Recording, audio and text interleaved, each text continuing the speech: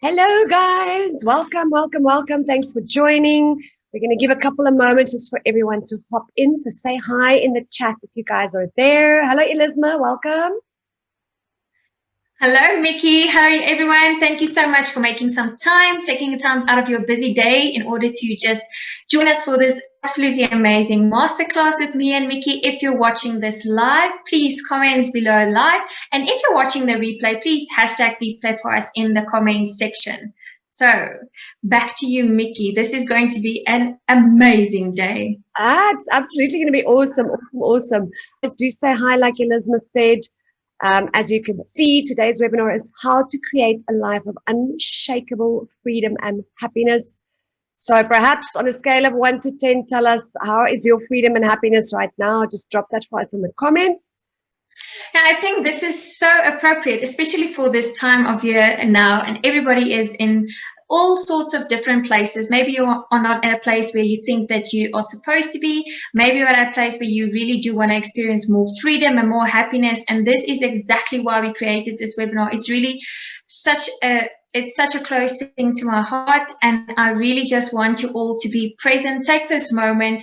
If you have to make some notes for yourself, you are more as welcome to do that as well. But there's no way to get anything wrong. Just be present with us and just have a fun time while we're going through all of these things that we are going to give you today, because it's really, really going to help you a lot. Yeah, and I think we can, on that note, Elizma, perhaps jump in. So you've now already met my co-host, guys. I'm just going to hand over to her in a second, just to tell you a little bit about who we are, what we do, and why we're passionate about helping everybody else to really find a life that they are satisfied with, a life of fulfillment, and like we said, of happiness and freedom. So Elizma, tell the guys a little bit about who you are and what it is you do, just a bit of your story as well. Yeah, so today I am a transformational coach and an NLP practitioner, and I help women to powerfully transform their life story from feeling stuck and overwhelmed and unfulfilled in who they are to a story that's really that they love themselves and that they love what they do, because I honestly believe that that's the way you create an environment in which your family can thrive in. So just a little bit about my story. A while back, I was really at a place where I've hit an all-time low. And I was really wondering, is this all there is to life? Is this me waking up every day, going to a job?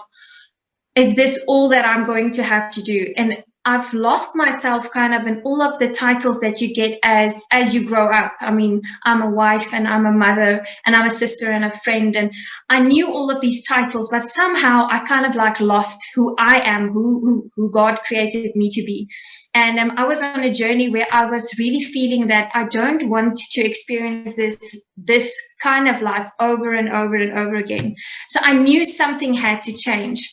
And while I was trying to change things, I was really ignorant to the fact that I was so ready and desperate for change. And I asked God to please just help me through this, and please just change things for me, because I do believe that there's something better in this life than just waking up and having the same struggles day in and day out.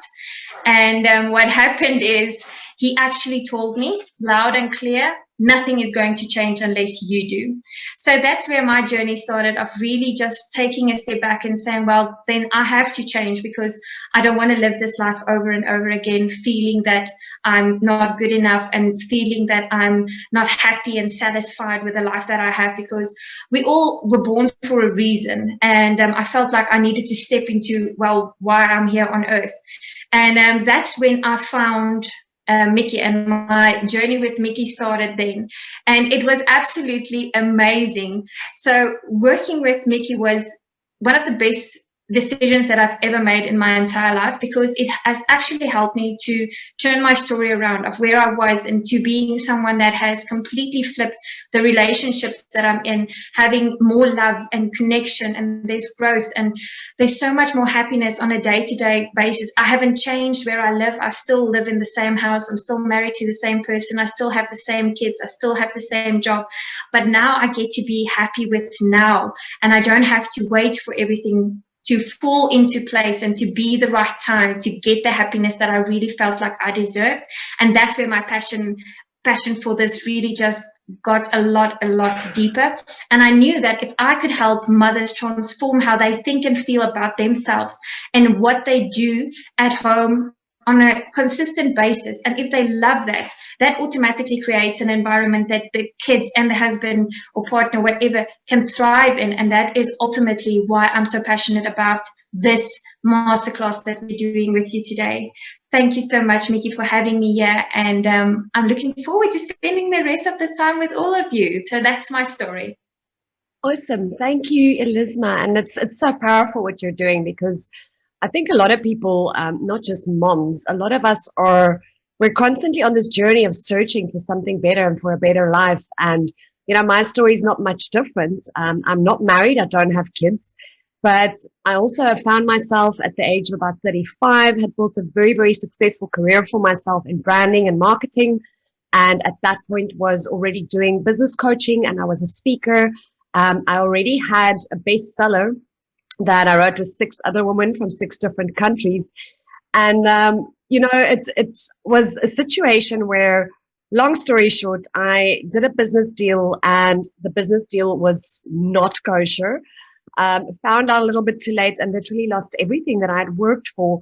Basically, my entire career that I worked for myself, which was about 5 years in already. And everything I had built up felt like it fell flat all at once. And I found myself in a situation where I was not just having a pity party about it and really feeling done in and couldn't understand why everybody else walks away from this unscathed. But what happened in that moment is I kind of realized for the first time that this is not the first time that I go through something like this. It had happened so many times in different ways and shapes and forms in my life, in friendships, in relationships, even in business, where it would be a matter of me bringing my everything and having good intentions and really wanting to help people, and then being kind of done in. And that was the first moment where I also loud and clearly got the message from the Holy Spirit that said to me, who was the only constant in every single one of those situations? And it was a bitter pill to swallow, but I did realize that it's me. I am the only constant in every single one of those situations. And, I kind of, it was almost a bad attitude that I had at that moment towards it, but I sat down and I found the words coming out of my mouth, and it kind of sounded almost like this, where I went, oh, well, fine then, look at me, kind of thing. And I look back at that now, and it is probably the best thing I could have ever done for myself, was to take my eyes off of everybody else, everything else, what they were doing, the details of the story, and to just turn inwards to discover who I am, how life really works, why I was seeing these recurring patterns in my life. It was almost like I felt like a fraud, because here I was, the successful person and this business coach, and I was helping everybody else, and their businesses were successful, their lives were successful, and here mine was falling apart. So I kind of felt like an absolute fool. I remember thinking back then that, what have I done wrong? And here's the thing. It wasn't that I was doing something wrong. It was me needing to discover who I really am.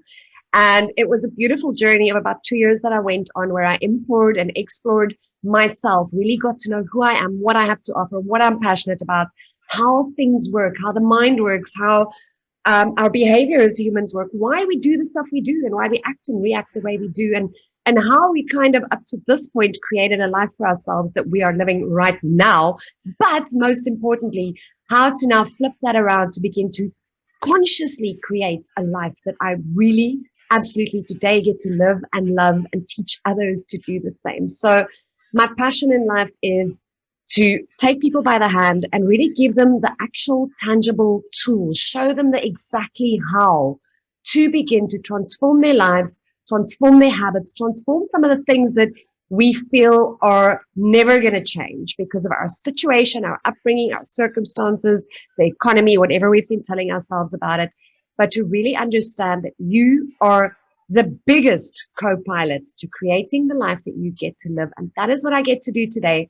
And I guess that also ties into what you said, Elizma. It helps people to get unstuck, because I felt stuck at that stage of my life. Although I had achieved so much, I felt stuck and I felt undervalued. I really felt like I was misunderstood, like I didn't matter. And today I look back and I can see exactly why. But it is such a privilege, not just to do what I do, but to work with people like you, Elizma, and to spend time with people like you guys, who I want to honor today for taking the first step, because the first step to changing your life, changing your circumstances, is partaking in webinars like this, right? Absolutely, definitely. I do agree. This is one of the biggest decisions that you'll ever make, is taking the time to work on you.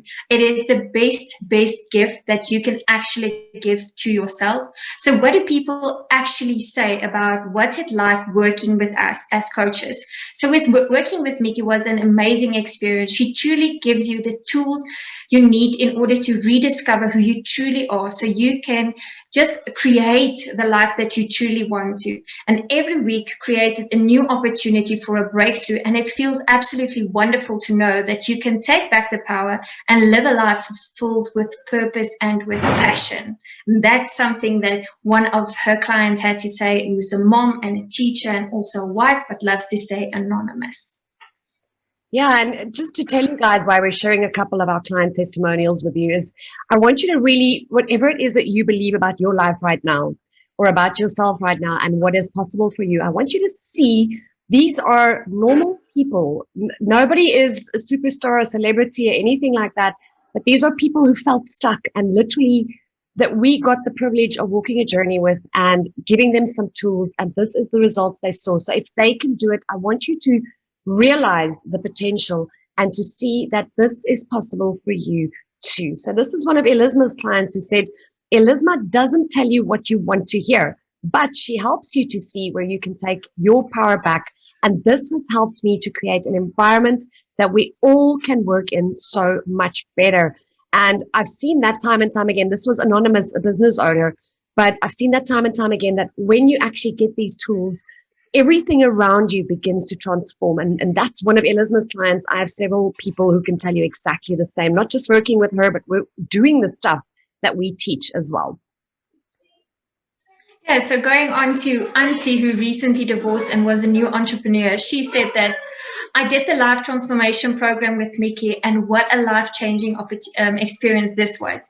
It was definitely the best investment that I ever made in myself. I learned so many new tools to grow and heal, and it's so easy to implement, and it became a new way of living. And that is one of the key things right there, is that there are so many easy to do things that you are going to learn how to do on a daily basis that will keep you content with the person that you are, and that will keep you in a place of happiness no matter what's going on around you. And I think that's one of the biggest blessings. And this is another one of Elizma's clients, anonymous, also a teacher. And I can truly testify, having worked with Elizma and had the privilege of doing webinars like this with her and working with her, that this truly is true. It says, I really enjoyed working with Elizma. She really has a passion for helping people and seeing the best in you. She really wants you to succeed. She has taught me how to be more present with my children and how I could easily let go of, there's a spelling mistake there, but yeah, that happens. I easily let go of thought that has held me back in my relationship and at work. I'm becoming more and more content with the person that I am. And that's the key, guys. The biggest key to having a great life is you loving you. And I always say that when you go through the process and you're willing to turn inward and work on you, the bonus is that at the end of the day, even if you're working on you, it begins to transform the environment and the people around you as well.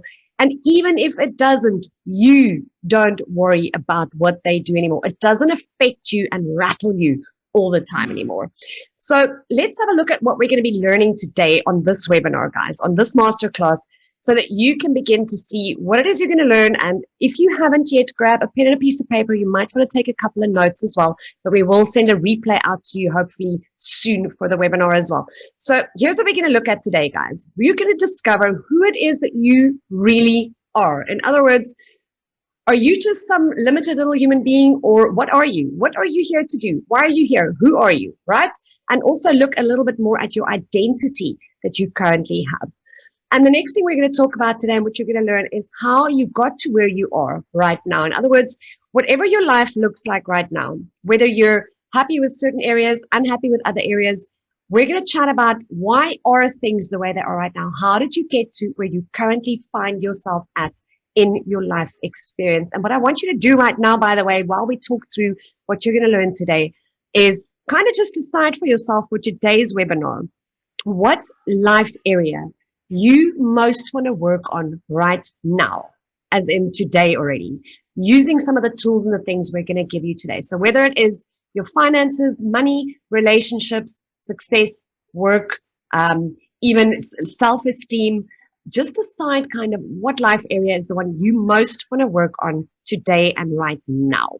So next up, guys, we're going to be chatting about why you keep having the same experiences over and over again. And a lot of you will be able to relate to this because oftentimes we find that we have the same experience over and over again. And it's literally just with a different face, or the experience itself looks a little bit different, right, Elizma? I'm sure you can testify to that as well. Absolutely. I think that's one of the big things, that if you actually take a look at the past 5 years that has gone by, and you found yourself in certain situations where you always felt the same way, but maybe it's just different persons showing up, but you always feel the same way in a certain situation. And then you actually realize, well, you've kind of like lived the same life over and over and over again, just because of the certain habits and certain mindset that you already have about these situations. And I think that's why it's so powerful to just take notes and be present today, because we are going to talk a lot about things that's really going to be able to help you to move forward in your life right now, in any area that you actually choose to be in. Yeah, I think I can mostly testify to that in past relationships, because it literally felt like I was dating the same person with a different face every single time, or it was the same friendship over and over again, just every single time, right? So up next, guys, what you're going to learn today is exactly what is blocking you from having the life of total freedom and happiness that you really want. In other words, what is your stumbling blocks? What is holding you back? Because I think a lot of you might also experience that. I know I experienced it, Elizma, I'm sure you did too. It felt like there was just always this something, like, you know, something is holding me back, but I'm not sure why. So guys, that's what we're going to look at today, is exactly what is blocking you from having that amazing life of total freedom and happiness. Up next, we're going to look at how to begin to create the positive change that you seek in your life. So whatever area you wrote down there now that you want to work on today in this session, we're going to start looking at how you can begin to create positive change in that area of your life. Up next, we're going to look at the 5 most powerful keys to create a life of unshakable freedom and happiness. And I want you to just imagine that for a second. Unshakable. Think about that word for a second. Unshakable means no matter what happens. In other words, it's not something that can be taken from you. It's not something that external circumstances, the economy, the government, what's happening in the world, another person can ever take from you. Something that is unshakable means it is constant. So when you've got this freedom and happiness, it will be unshakable if you implement these 5 powerful keys that we're going to give you today. And we've both used them in our lives to transform our lives. Hundreds of our clients have used them to transform their lives, and we're going to be giving them to you today as well. That's exciting, I think.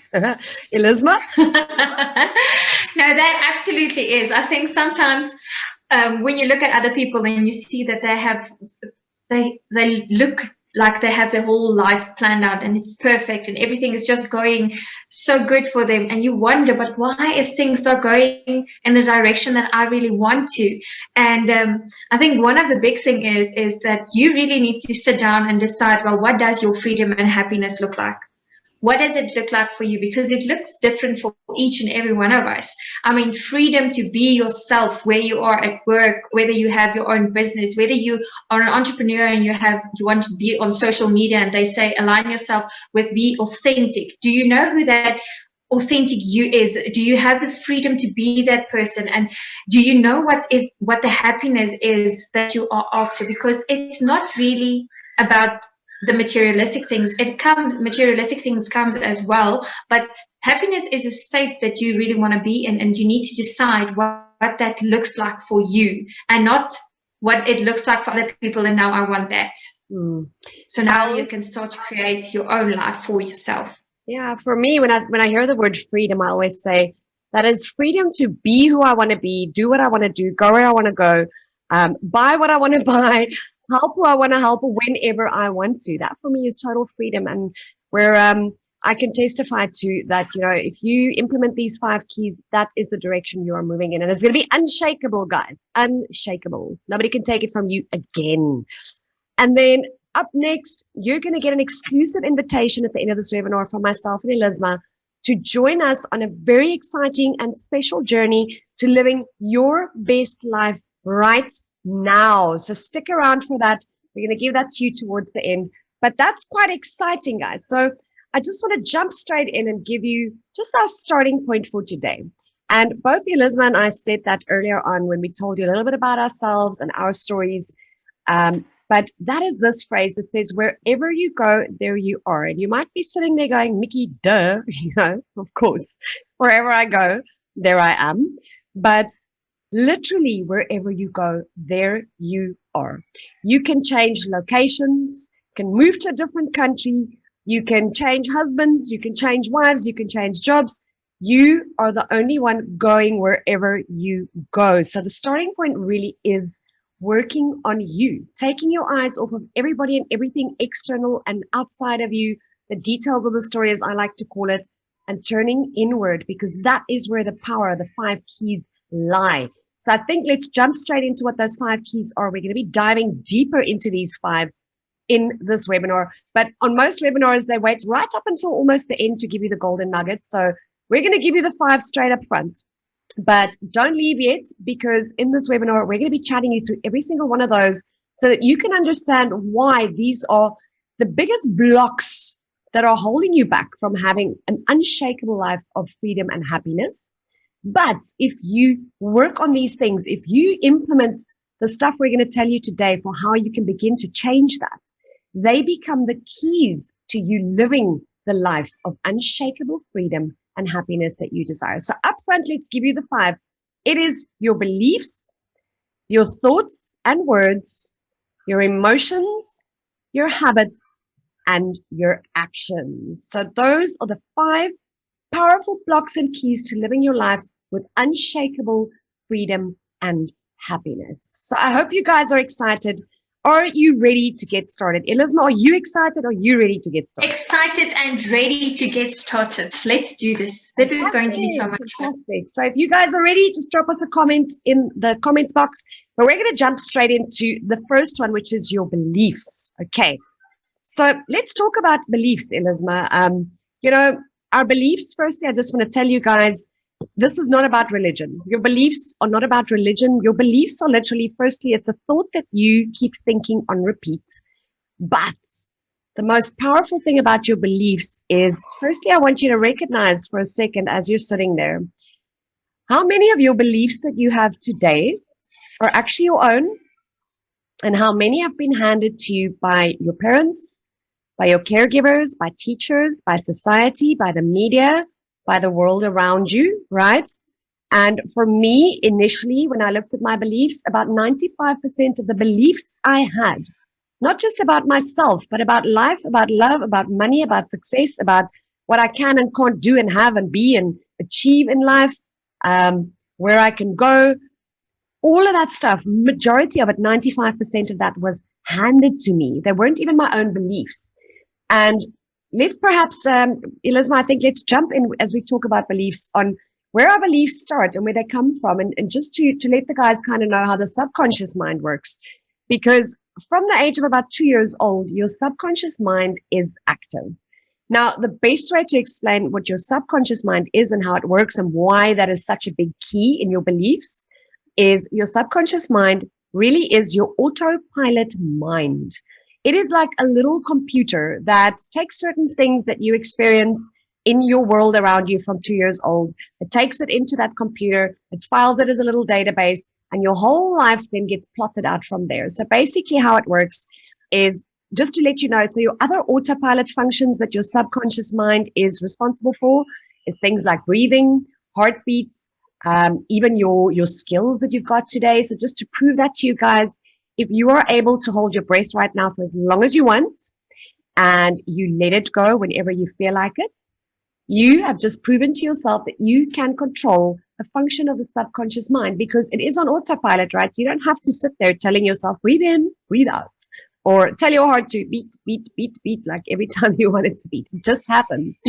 And if you look at your skills, for instance, when you drove a car the first time, I'm sure that my experience, I know, was debaucherous. I didn't think my dad was actually going to go through with teaching me how to drive.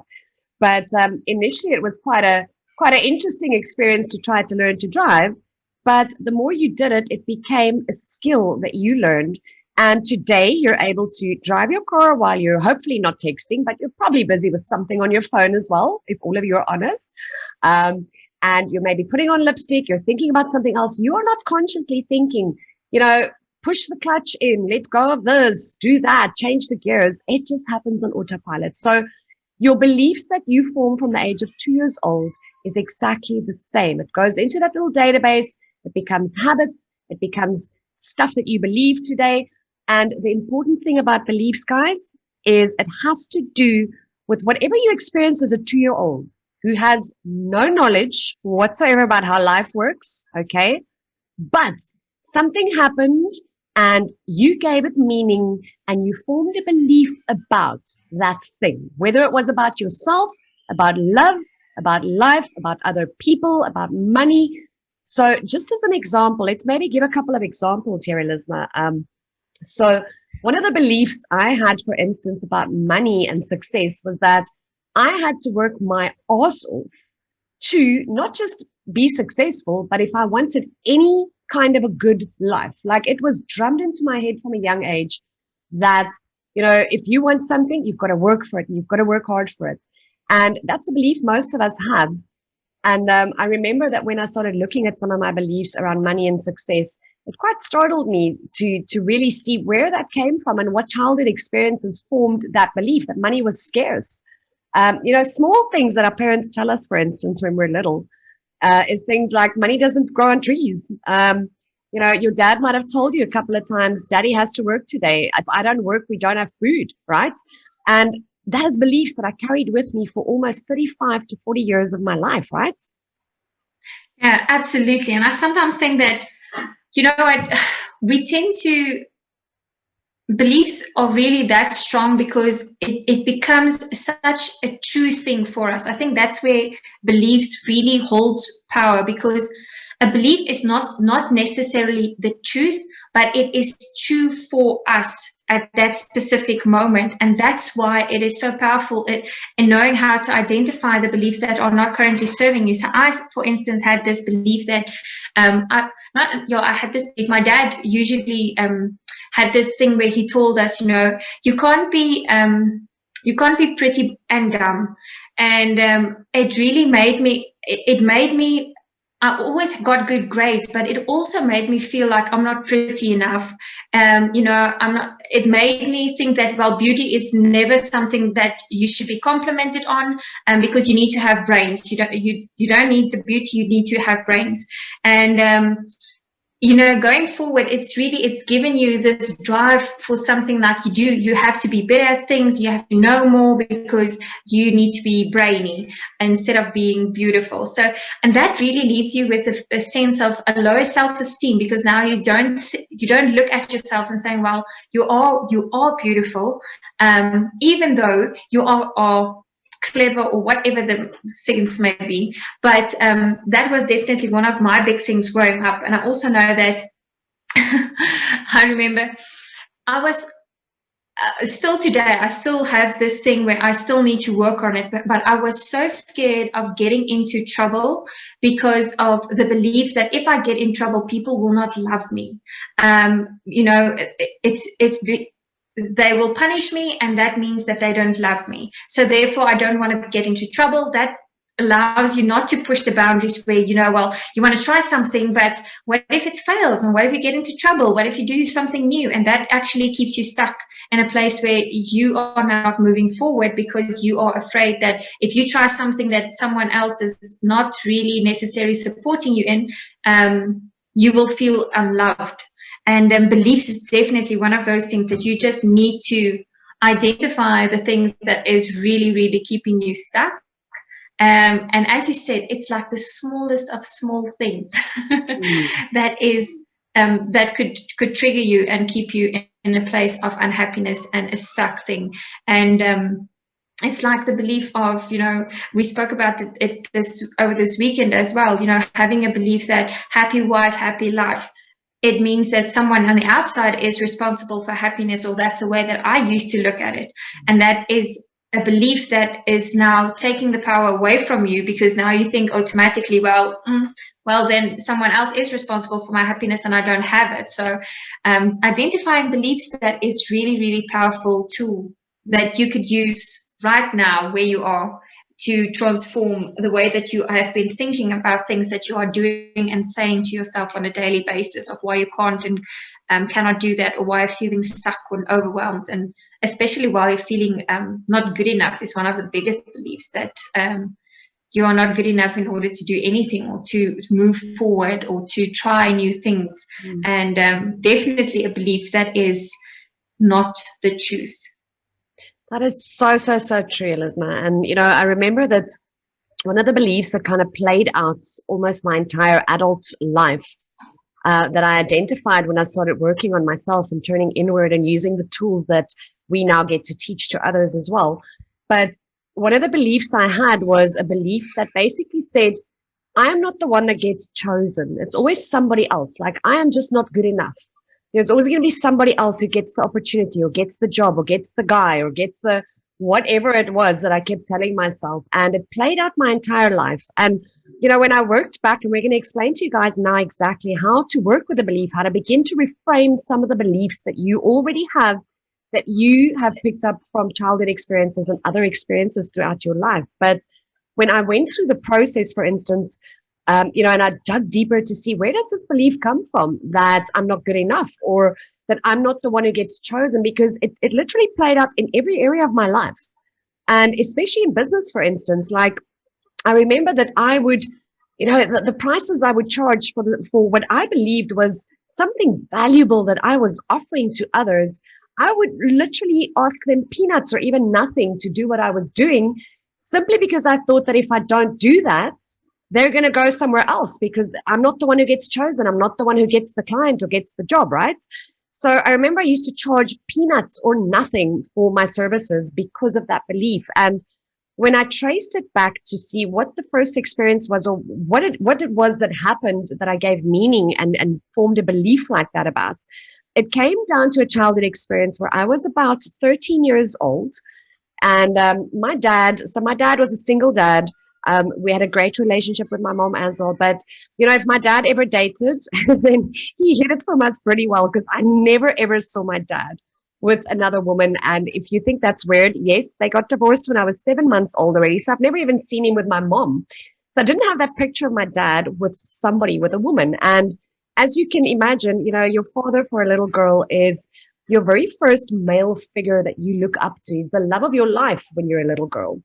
And I remember when I was 13, it was the first time ever that my dad went for lunch with somebody, and then he brought her back to the house. And, I happened to walk outside, and he was sitting on the porch with her. And I think he gave her a kiss or something. And I flipped completely out, like lost my shit completely in that moment. And I just remember giving my poor dad and this woman howl about that. And I remember that it got to a stage where I went to my dad and I said to him, he has a choice. It is this woman or it's me. So now please imagine a 13-year-old saying that to her dad, okay, saying that to a full-on grown-up. My dad now has to choose. It's this girl that he's dating now, or decided to date, or it's me. And in that moment, my dad said to me, pack your bags. I'm taking you to your mom. And that experience, in that moment, I formed that belief of, I am not good enough. I'm not the one who gets chosen. On top of it, it was by, an authority figure in my life it's the first man ever that I had any connection to, which is my dad.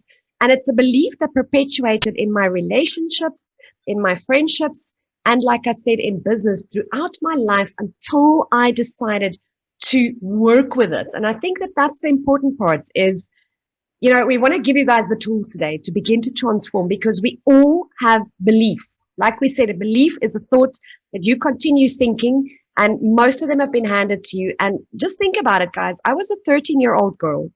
A 13-year-old girl, let alone a 2-year-old child or a 7-year-old or whatever your younger self, how old you were when you went through that experience, you didn't have the logical reasoning mind to tell yourself the actual truth about that experience. I'm a grown-up now. I can look back and actually laugh at that moment at myself for thinking that that meant that I'm not good enough, or I'm unlovable, or that I don't get chosen. But, the younger you did not know better, did not have the logical reasoning mind yet to explain to yourself what was really going on. So on that note, Elizma, I think let's chat to the guys about how do you begin to take some of your beliefs. Firstly, how do you identify some of the beliefs that you currently have about certain things, or about, let's say, that area that you want to work on today, right? And then let's talk about how to begin to flip that around, rewire it, and transform it so that it's no longer a stumbling block, but it becomes a key to unlocking your life of unshakable freedom and happiness. Well, Mickey, I think the best thing that you can do is you start writing it down, because sometimes when you just say things in your head and you don't get it out on a piece of paper, it's not really making sense.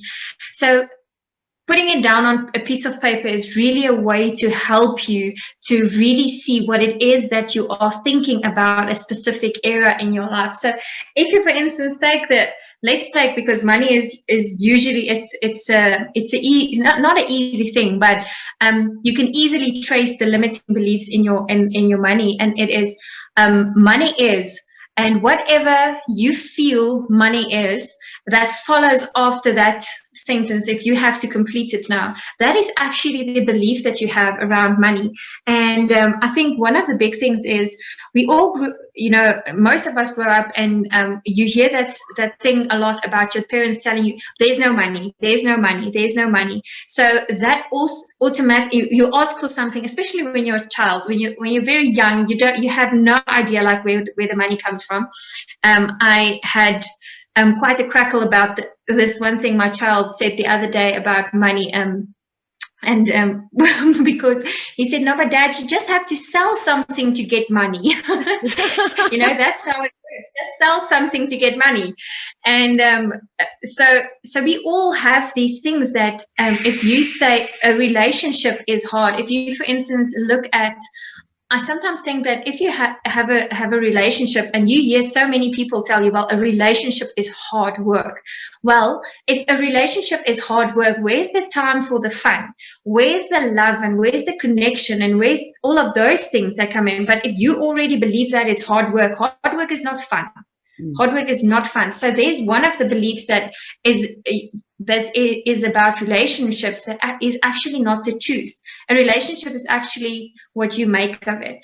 And if you don't love yourself in a relationship, it's actually hard for the other person to love you, because you don't see yourself as being lovable. And that's why it cannot transform the relationship. And if you think about, so money is there's no money, or we don't have money for that. So sometimes when you ask someone, if you grew up and you had to ask your parents for money or for something, you can actually tell yourself a story that, well, when I asked for money, or when I asked for something like this, they didn't give it to me, they didn't buy it for me. So that must mean that, well, I don't matter enough for them to actually buy this for me. And now in any area of your life where you have now got to ask for something, one of the things that you can be thinking that will keep you stuck and keep you from asking for help might be, well, your story don't matter enough. That's why they won't help me. So that's why I'm not even going to try. And that keeps you stuck. So the limiting beliefs is really deciding on taking an area. Firstly, identifying, say, well, money is, or relationship is, or I am. What is it that you really think about yourself? And take the time as a person to write that down and see where it goes, so that you can actually now have some points to work from. And now you can go back and you can start to say, well, what made me think this, and what more? Yeah. And that, you know what, that's so true. And if I listen to the scenario you just spoke about now, in that same scenario when you wanted something and your mom or your dad said, we can't have it, there's not enough money. There's so many other beliefs that can be formed just from that one experience. And if you think about it, we had several of those in our childhood. Like, how many times did our parents say to you, can't have everything that you want, things like that. Well, there's just not enough money. You can't just buy whatever you want whenever you want, kind of thing. But, if I just think about it offhand, and it's some of the beliefs I had about money as well, is things like, we learn from a young age that our source of the things we want is money, right? And we also kind of learn from a young age that your source for the things you want is not just money. It is something external. It is, when you're young, it's your parents. Your parents are your source of money. Then at some point you learn that your source of money is your job, your boss. If you're working for yourself, it's your clients, right? But in reality, money is not your source of the things you need and want in life. It is just a resource. There's so many other ways that you can achieve and have the things you want in life. I mean, I always say to my clients, my goodness, if you open yourself up to that it's not your source, the only way it can come in, it's just a resource, that is when the doors can begin to open for, and I've seen it so many times, you've seen it so many times, where magical things begin to happen, like you win that trip you wanted, or you pick up a diamond earring that's worth R500,000 on the side of the road because you didn't form that belief and that attachment to it can only come one way. It has to come through my source, which is money, and my only source of money is my boss.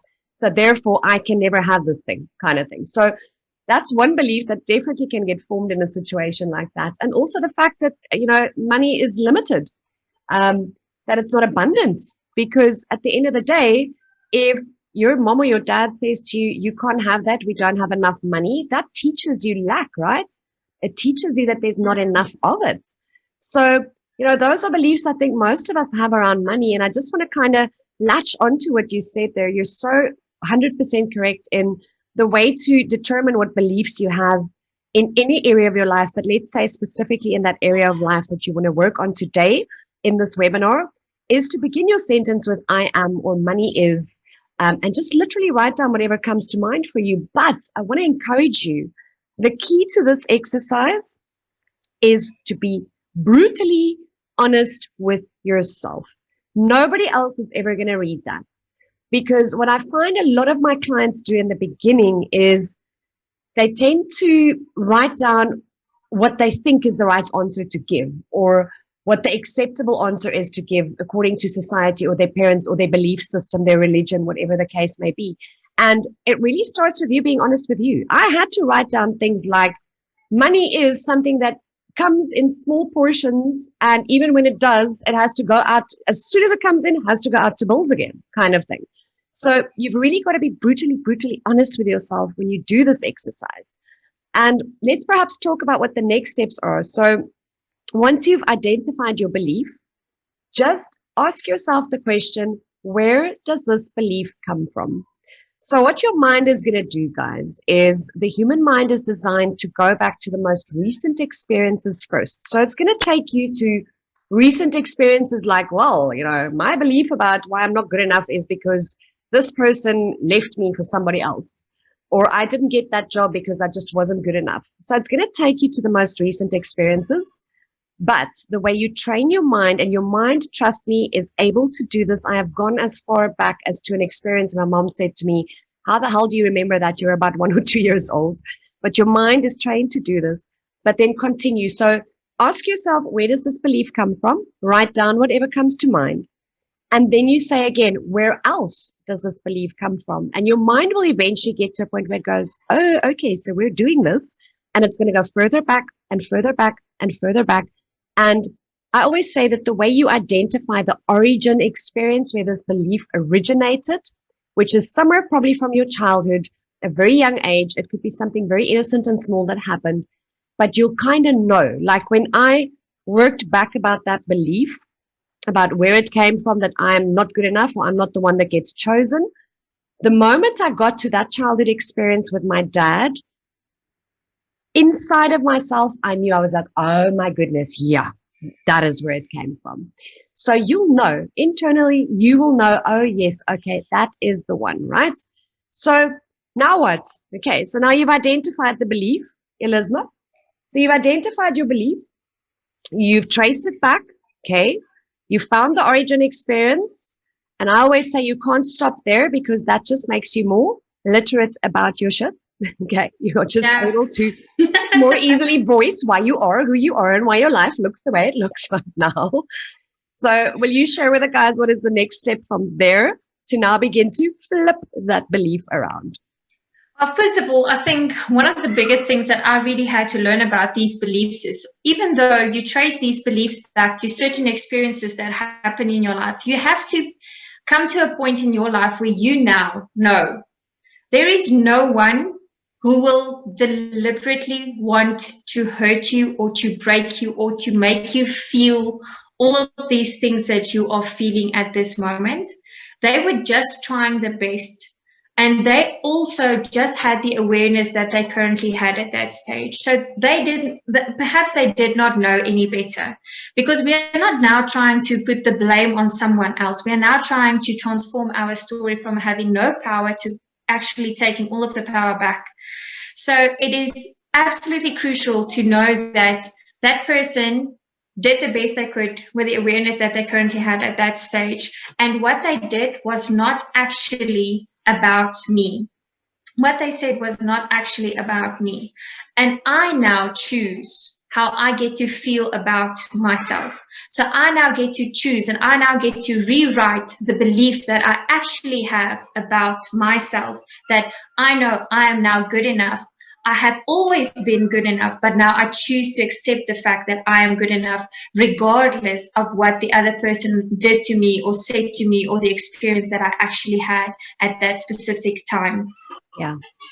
And I think what helped me a lot with this exercise is, even if you don't have kids, the best way to kind of do this is if you're a parent, I want you to think of what would you have told your child. If your child came to you with exactly that same experience, let's say your child came to you and said, or the experience that you traced it back to was the example I used, and your child came to you and said, Mommy, I told Daddy to choose between this, and he said he's choosing the other thing, and that means he doesn't love me, and I'm not good enough, and he doesn't want me, and I don't get chosen. What would you have told your child about that? How would you parent your child? You would say something to your child like, my baby, that's not true.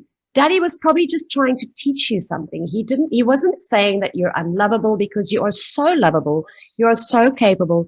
So that is the final step. The final key to transforming your beliefs is to re-parent your younger self. Tell yourself the truth about it from your older self, who now has a lot more wisdom, right? And who has the logical reasoning mind to tell yourself the truth about that story. And as Elizma said, to give yourself that new belief. In other words, write down the new belief you want to have about that thing. So guys, I hope you can see how powerful beliefs are and why that can be such a huge stumbling block. And when you begin to transform them, that they become a powerful key to unlocking the life of freedom and happiness that is unshakable, that you desire to have in whatever area you wrote down to work with today, but in every single area of your life. So let's move on to the next one, Elizma. All right, guys, so on to the next one, your thoughts and your words. So yeah, Elizma, I think both of us can say a lot about this. But let's talk a little bit about thoughts and words and how that kind of plays into, why this is one of our biggest blocks. And when we start working on this, it becomes one of the biggest catalysts, the keys to having the life that you desire to have of freedom and happiness. Because, your beliefs that you form, we spoke in the previous slide about beliefs and how they're formed, and that kind of has the narrative. That's the narrative running in your head, is whatever your beliefs are, right? So let's chat about how that ties into your thoughts and your words from there. Well, Mickey, I think absolutely. Thoughts is one of those things. It was, for me, my whole life, my thoughts were a real battle. I felt like I had to deal with a lot of negative thinking from a very young age, and I really struggled in order to break the cycle, because something happens to you and you jump on that. I call it like the monkey train. Something happened to you and now you're so overwhelmed, or you're so feeling frustrated, or you're just feeling like really sad about something and it's not your fault, and you go on in your head. It's like the conversation that's never ending, and you just carry on, and then all of a sudden when you wake up one day, you will actually, and this is something that's really happened to me in the past quite a lot, was at one stage I would wake up and I'd still be hung over of having thoughts about something that happened, and it might be a week ago. So in order to change these thoughts that you are having, it really has an impact on how you go out throughout your day. And it starts to become the words that you speak, because sometimes something bad happens and you just want to share it with everyone that you know, and they necessarily can't help you with it. And not that I'm saying you shouldn't share these things with other people, but sometimes we just should watch the attention that we give it, because whatever we focus on in our thoughts and our words is actually the experience that we are creating in our own lives. And I felt like that was something for me that was really, really true. And so I want to give you an example, and it's like really just from the other day, or not the other day, but just a while back. I started running and I lost a lot of weight, and all of a sudden I could fit into a smaller jean that I normally would buy. And I kept telling my sister, you know what, I can't believe that I'm actually fitting into this jean. And as time went by, I'd still, I can't believe, every time someone said something nice to me or complimented me on how good I look, I would say, you know what, I can't believe that I actually fit into these jeans. And it wasn't about like, I don't know, not even 2 months later, I was doing exactly the same thing, but then I couldn't fit in that jeans anymore. And it just goes to show you at how powerful your thoughts are in creating something. And that became the words, because that's the thought that I have, was like, I would never be able to fit into a size 8 jean. And then I started announcing it. And then, well, the reality showed up, and voila, I couldn't fit into the jeans anymore. So we really should be careful about what our thoughts are, even about our relationships or other people. You see, I feel like sometimes you can't be saying something to someone and then in your mind you're like just saying the opposite, like you're saying, oh, thank you so much for doing this, but in your mind you go, oh, douchebag, you should have just kept quiet, or no one asked your opinion about it. But that's the narrative that you have, and that's the negative energy that you are now actually attracting to yourself. So now you'll end up speaking words and getting yourself into situations where you continuously feel that negativity around you. And the big thing is just to swap it around and just catch yourself, especially with the negative thoughts, catch yourself when you're on that monkey train, so that you can actually start to change it. And a real game changer for me was the day that I started to practice gratitude. Gratitude was a real big game changer for me. When I just started to, really speak about things and really had gratitude about everything in my life and about all the people and all the experiences, that automatically started to change my negative behavioral thought pattern. From the get-go, especially in the mornings. That was something that really, really helped me a lot. Absolutely. And, I remember when I went on the journey at first, it's kind of like everyone was saying to me, you've got to think more positively, you've got to speak more positively. And what used to rattle me is I'd wake up in the morning, when you're still asleep, your eyes are barely open, you've literally just started waking up, and I'd already have a negative thought or a worry about something that happened yesterday or that was going on in my life before I'm even completely awake. And it used to frustrate me, because I'm like, so how the hell am I supposed to catch these thoughts now and stop them and whatever if they're there before I'm even 100% corpus mentis in the mornings? And the reality is, we spoke about this in beliefs as well with the subconscious mind, is that, we're thinking with the subconscious mind more than 97% of the time. So it's more autopilot thoughts than it is intentional thoughts that we're thinking on a daily basis. And we're actually thinking roughly between 60,000 and 80,000 thoughts a day. And I always joke and say, I think it's the men that are thinking the 60,000 and it's us women thinking the 80,000. But how the heck do you catch every single thought if you're thinking 80,000 thoughts a day, right? But the reality is we all have this little voice inside our heads that is constantly permanently without stop, and especially if you're trying to sleep at night, having this chatter.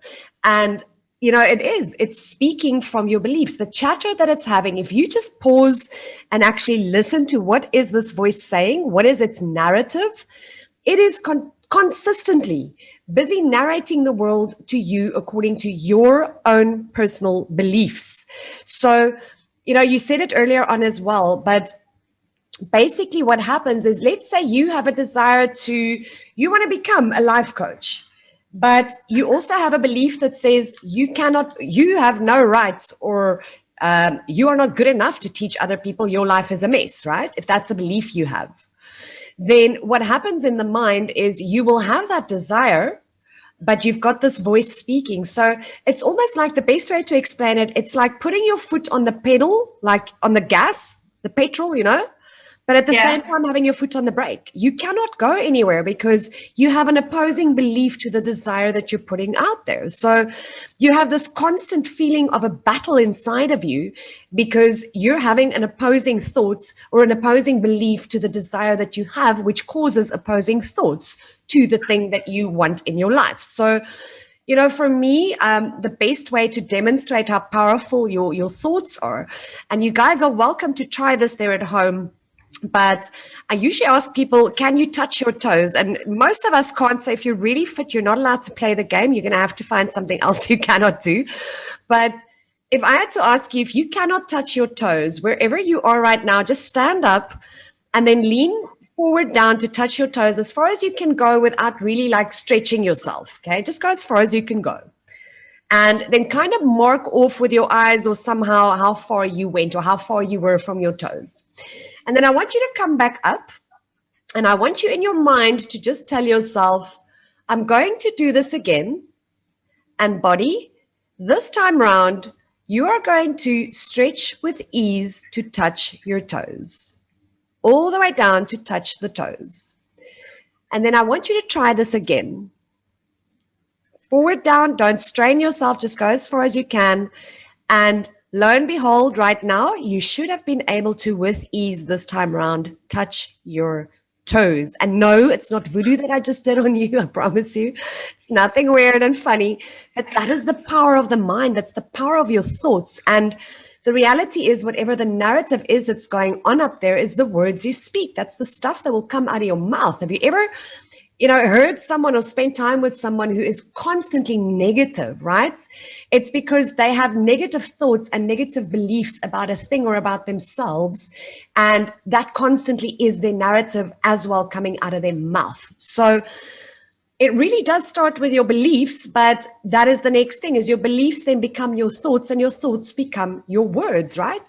So it really is key. And the best way I can help you guys with catching those thoughts, to try and flip them around in the moment, because like I just said, 80,000 thoughts a day, very hard to grab. So the best exercise I can give you to begin to transform this is to take your phone right now and set reminders for yourself on your phone. You can do that as hourly reminders. That works for me, and I still do that on a daily basis. I have an hourly reminder on my phone that literally just says to me, what are you busy thinking?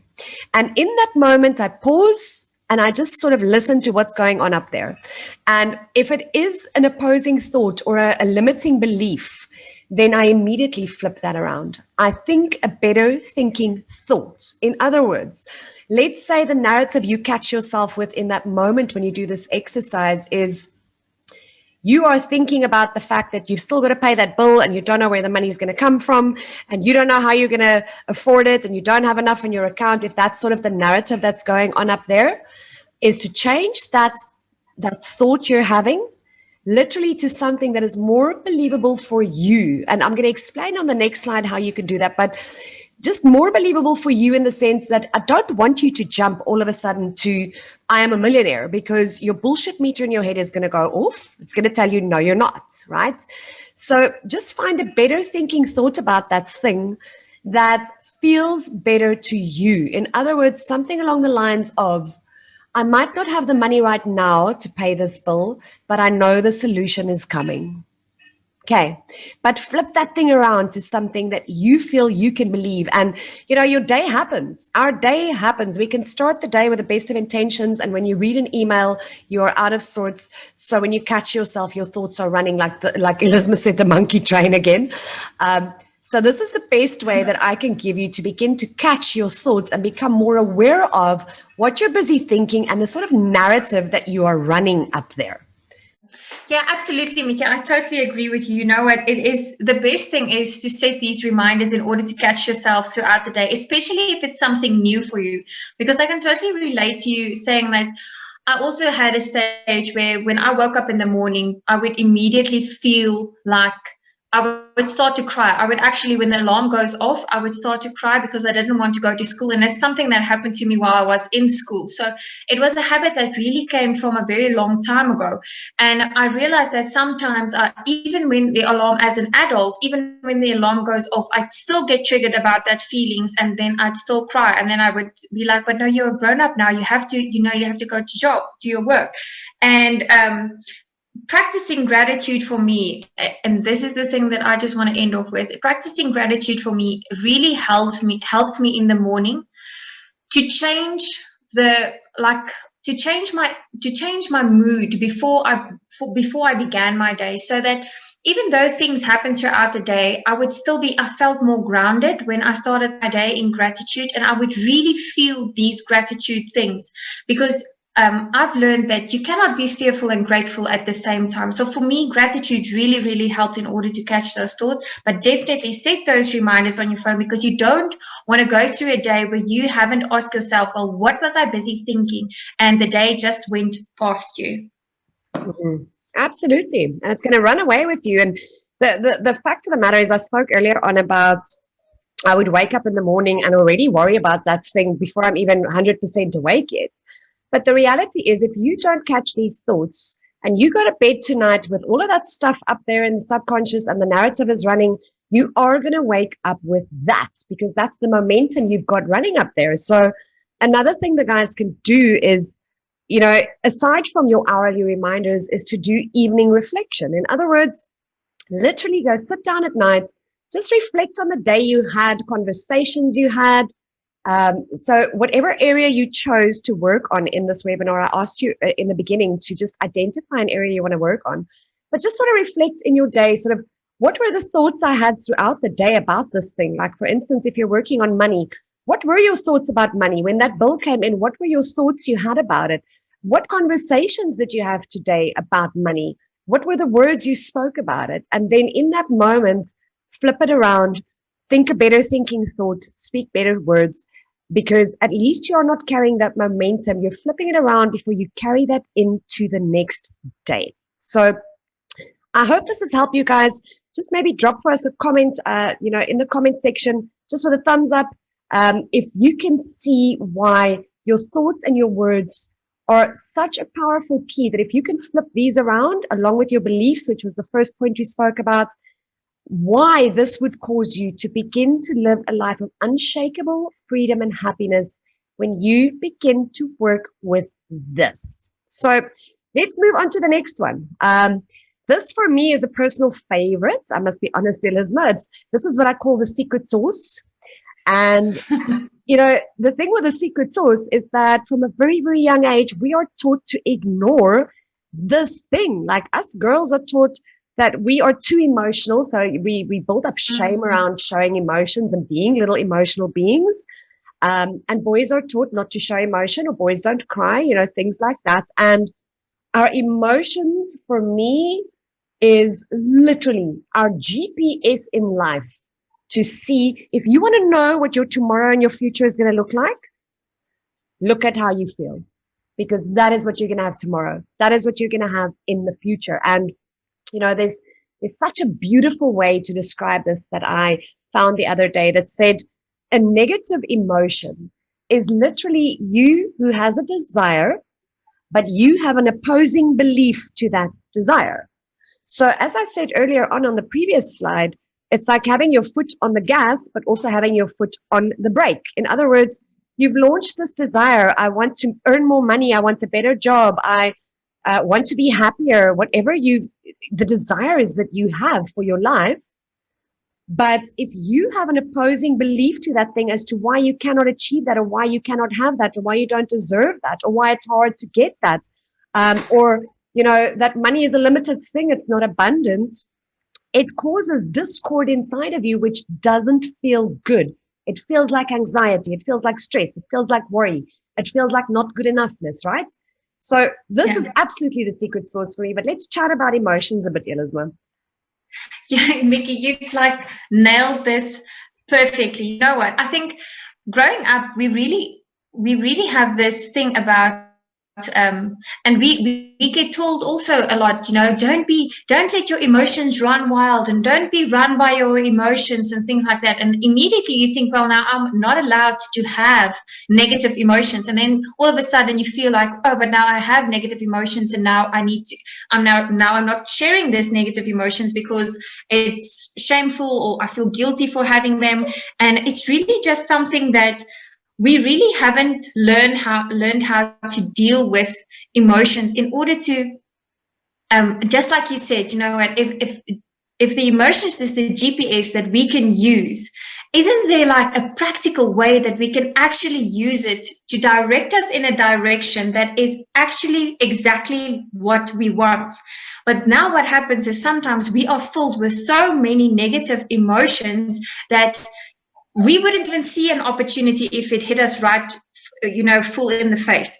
And just by allowing yourself to go through your emotions, acknowledge your emotions, and use your emotions in order to pull you towards the things that you do want, rather than allowing your emotions pulling you towards the things that you don't want, is creating the big shift for us in where we need to go when it comes down to understanding the amazing GPS that the emotions actually is for each and every one of us in our lives.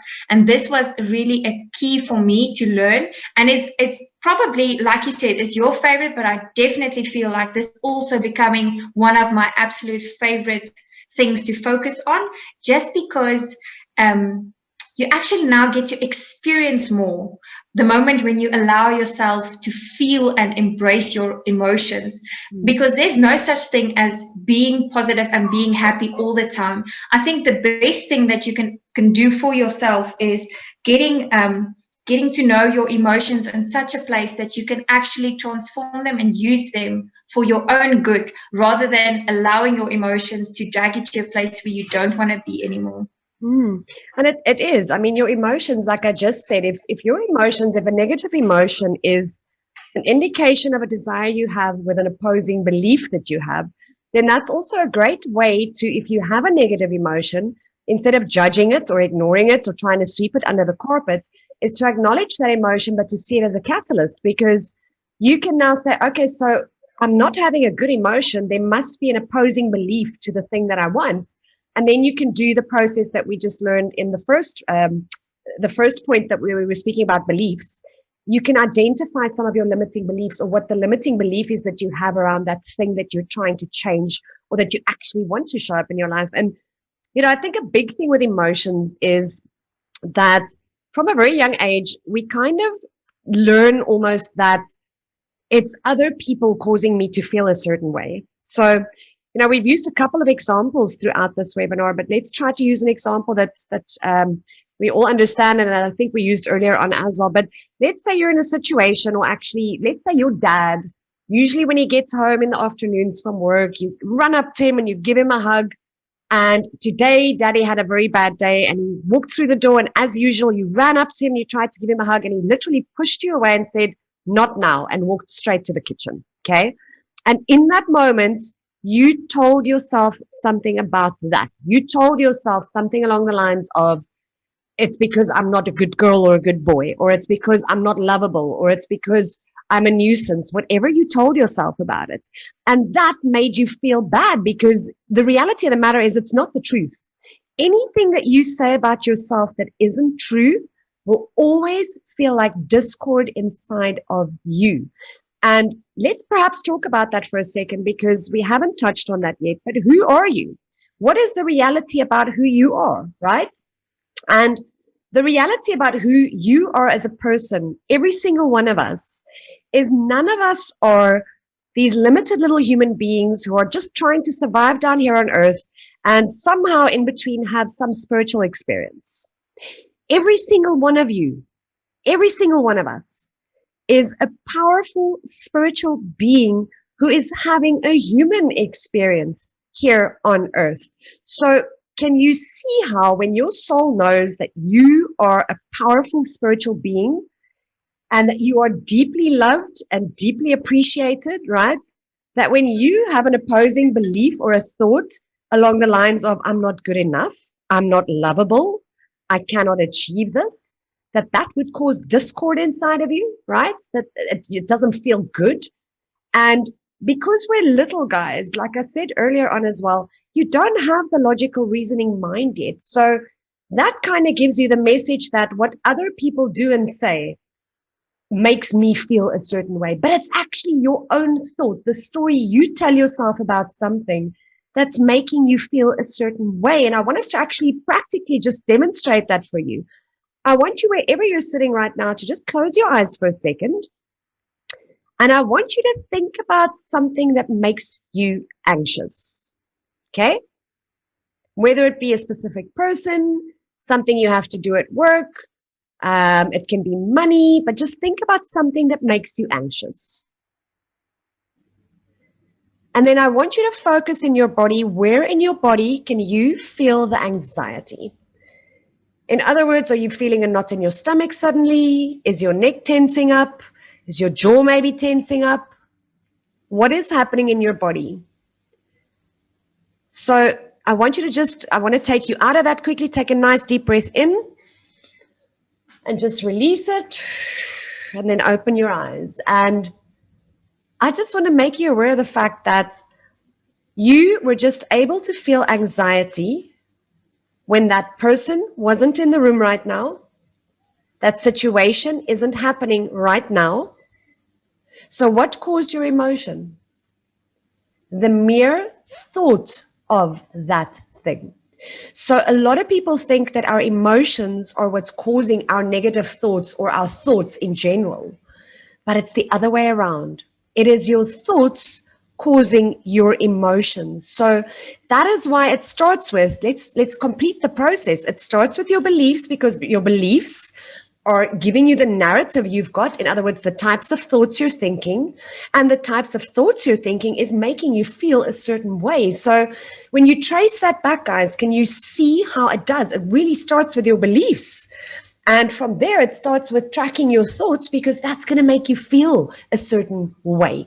And you know, Elizma, you're so right in the fact that this is so powerful, and it's actually so fun for me to work with my emotions and getting to know them now and seeing them as my GPS and as the catalyst to finding a limiting belief and flipping it around, or whatever the case may be. It's become a fun thing to do, because literally that is how I've begun to create unshakable freedom and happiness, because now I've taken the power back. Now I have control over how I'm going to feel. And, you know, the big thing that a lot of us miss, and that a lot of my clients, this is a big aha moment for a lot of people, and I know it was a big one for me as well, is the fact that every single thing that we desire to have in our lives, whether it is more money, a better job, a husband, a wife, a relationship, a friendship, a nice car, a house, whatever it is that you want in life, that thing is actually just representing a way that you desire to feel. Think about it for a second. Why do you want more money? Because you think, you have a belief that if I have more money, it will make me feel secure, safe, valuable maybe, right? So that thing that you want is actually just representing a way that you want to feel. So the very first step I want you to take is think about that thing. What is that thing you most want in your life? What do you most want to change? Do you want more money? Do you want a different partner? Do you want a different job or a specific job? What is that thing that you desire, that you want? And I want you to just focus on how it would feel to have that, and write those emotional words down, those feeling words. What would it feel like to, if you right now already have achieved that, what does that feel like? And write those words down. If that feels safe and secure and you feel happy and you feel valued, then those emotions that you wrote down is showing you an actual way that you desire to feel that you think this thing will bring to you. Does that make sense? Okay, definitely, Miki. I absolutely agree. You know what? When I wrote down the things that I really want and the way that I actually wanted to feel, is I just wanted to feel happiness. I wanted to feel fulfilled. So whether it was in my relationships, it's exactly how I wanted to feel. It was my relationships. Whether it was at work, it was exactly how I wanted to feel at work. I wanted to feel fulfilled and I wanted to feel happy. The same with all of the other areas in my life. Is even with my health, I wanted to be healthy but healthy, because I do think that sometimes there are people who can be healthy but they're not really happy. And so definitely the way that you actually, all the things that you actually want, and for me that was like the proof in my own life. I was really just after the feeling of having happiness and fulfillment and being able to be and love who I am and love what I do. So all of that comes down to like you said, like a feeling. We all of us just actually wants to feel a certain way, and I do believe that our souls are connected to that. You know, our souls are made for connection and growth and love and happiness and abundance, and that's all of the emotions that we actually do want to experience in life, whether it is at home or whether it is in your job. But that is actually the things that we are looking for. So definitely can relate to that one, which makes the exercise so much more special, because when I learned this one from you, this was absolutely a game changer for me in the way that I actually went about throughout my day. And yeah, like I said to the guys, I mean, we just did that exercise where I said, think about something, and you just thought about something and you felt a certain way. So the reality of the matter is, for you to have a better life and to feel good no matter what is happening, there's a very simple way to do it. Very, very simple way to do it. And it's one of myself and Elizma. I don't know which one of us wins, but it's both of our favorites to do this. And the reason why is when you do this exercise that we're about to give you, you feel amazing. It doesn't matter what is happening in your life. It doesn't even, you actually don't even care if you get that thing anymore because you already feel that way. Doesn't that make sense? That makes absolutely a lot of sense. You know, I think that is actually the real key with all of the things that we are actually talking about, is actually deciding and making a conscious decision that you will act and feel before you have whatever it is that you want. You will start acting and feeling that way before you get it. And that's the faith that you have, that whatever you want at that moment is actually then going to be coming closer towards you. So that is definitely something. And you know what, when you taught me like the feeling rant, it literally changed my whole outlook on even in any day, where I just had this thing where I couldn't get over a certain thing, and I could actually just stop myself and say, listen, is this what you want to feel like? If the answer is yes, then you can continue down the rabbit hole, or you can jump on the monkey train and you can go that way. If you really want to feel bad and you want to feel judged, or you want to feel overwhelmed, or you want to feel stressed, then you can go that way. But if you don't want to go that way, and it's actually not what you are looking for, then definitely try to make a decision right now that you are actually going to start to use this amazing little exercise and technique that Miki is going to tell you now, that you will apply this no matter where you are or in what situation you is, because it actually really can change everything for you as you go throughout the day and the rest of the week as you move forward. You can really use this at any time of the day. I mean, if you're just going through a bad patch, or you're just not feeling well, or if you've set your reminders and at that stage you need to do something to kind of lift your vibe or feel better in the moment. So it really is something you can do anytime, anywhere, but I love doing it in the mornings. It kind of gets my day started in the most amazing way. And guess what, guys? We're not going to go into it in this webinar, but everything you're attracting into your life starts with how you feel, right? So basically, earlier on when Elizma spoke about that she loves doing gratitude. So basically what happens is the more you are thinking about things that you're grateful for, thoughts, right?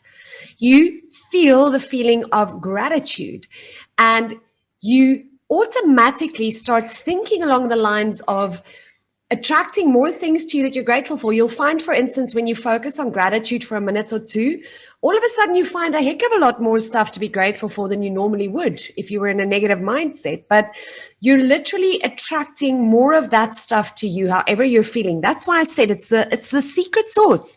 And if you want to know what your tomorrow, your future is going to look like, look at how you feel, because that is how you're going to feel tomorrow or the next day, based on whatever you're thinking and what you're consciously deciding to feel. So without further ado, I'm too excited. Shall we tell them about what the emotional rant is? I think Yes, please. I think it's time. It's like really just, topping off the whole big dish here. So I'm actually not going to tell you what the rant is, guys. I'm going to talk you through it. And I find a lot of my male clients are very worried when I start talking about emotions because, there's a lot of jokes about the fact that women have more emotions than men do. And we have a bigger vocabulary when it comes to describing how we feel and all sorts of stuff. And guys, there's a little joke I always tell when I speak at companies and so on, where I always say that, guys, don't get stressed. We know you only have 4 emotions, just 4, right?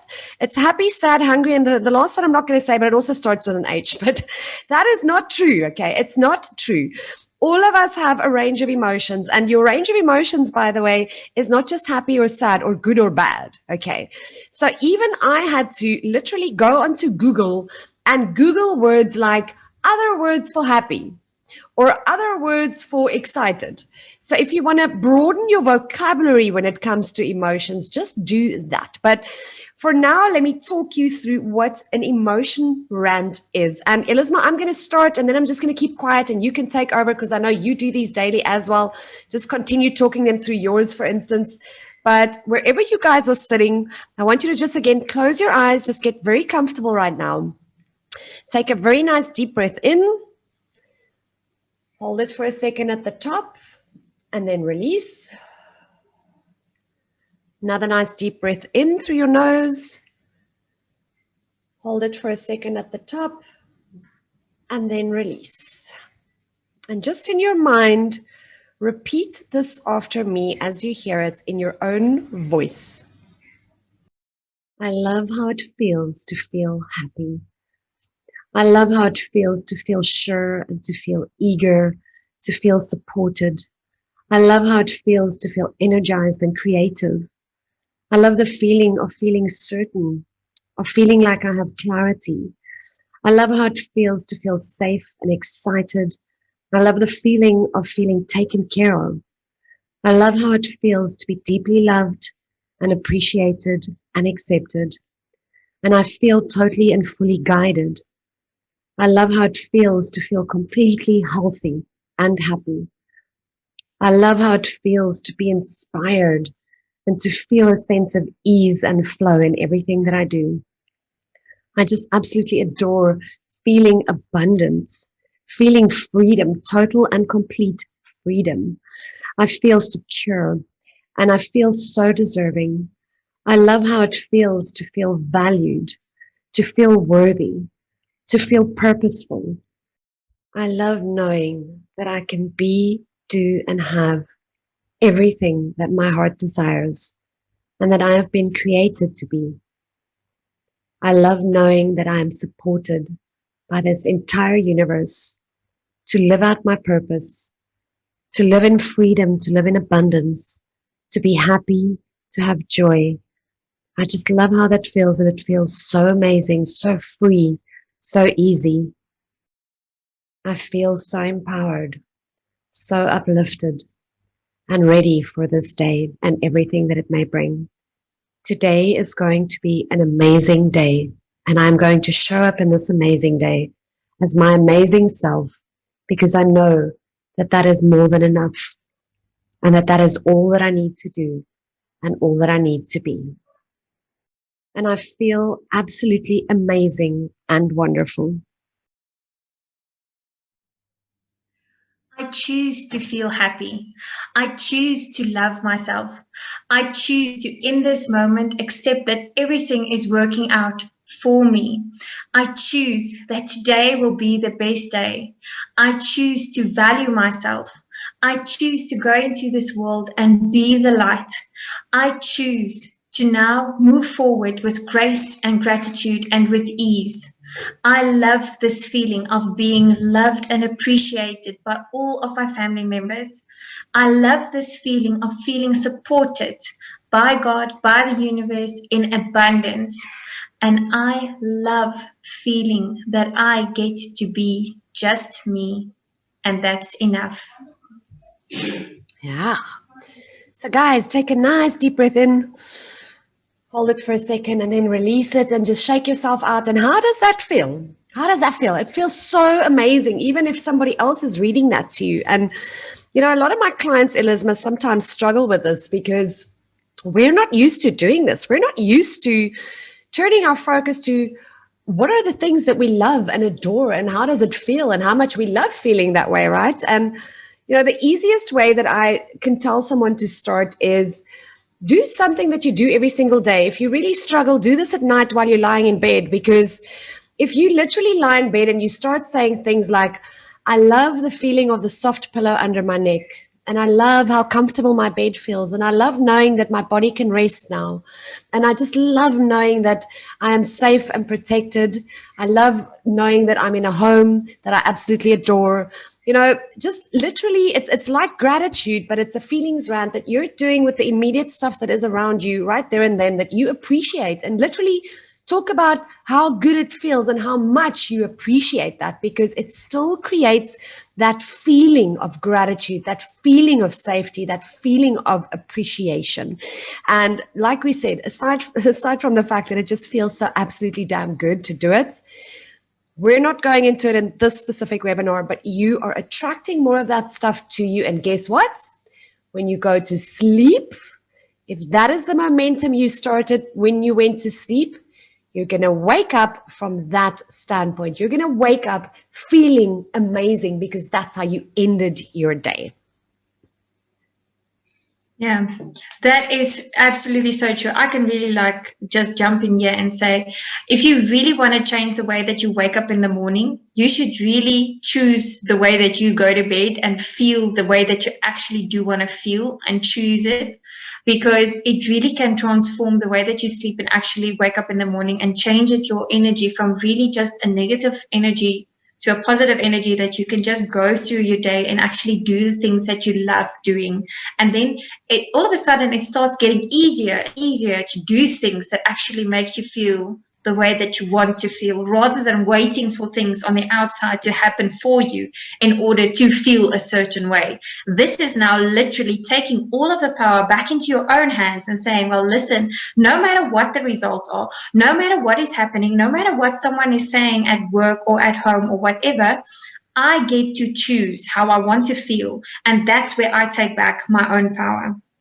Absolutely. Absolutely. And, you know, the exercise you guys did earlier on, where I asked you to look at the thing that you most desire to change or to have in your life, and then write down how it would feel to have that thing, because that's what that thing represents, is a way you actually want to feel, or how you think having that thing will make you feel.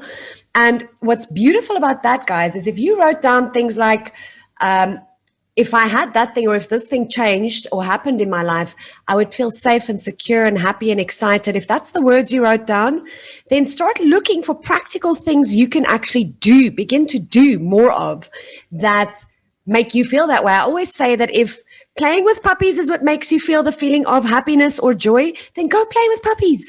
But find those things. Literally go find things that already make you feel that way when you do them. But I'm going to move on to the next one, Elizma, because I know you and I can get stuck on this one and we can talk about it for hours, because it is one of our favorites. So, guys, I hope that it makes sense to you why your emotions are not a bad thing, and why they're actually a key player, really powerful key to creating a life of unshakable freedom and happiness. Also, two feelings. Right, guys. So number 4, your habits. Not one that most of us like talking about, but it really, if you can begin to transform this, it becomes the catalyst to having a life of unshakable happiness and freedom. And we've talked about a couple of other things before this that are the keys, which is beliefs.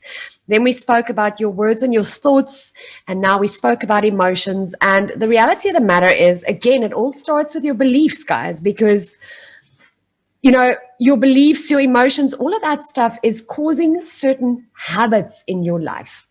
If your mindset, your belief is, I am fat, let's use that as an example, then what's going to happen is, yes, you're going to have thoughts around that all the time, right?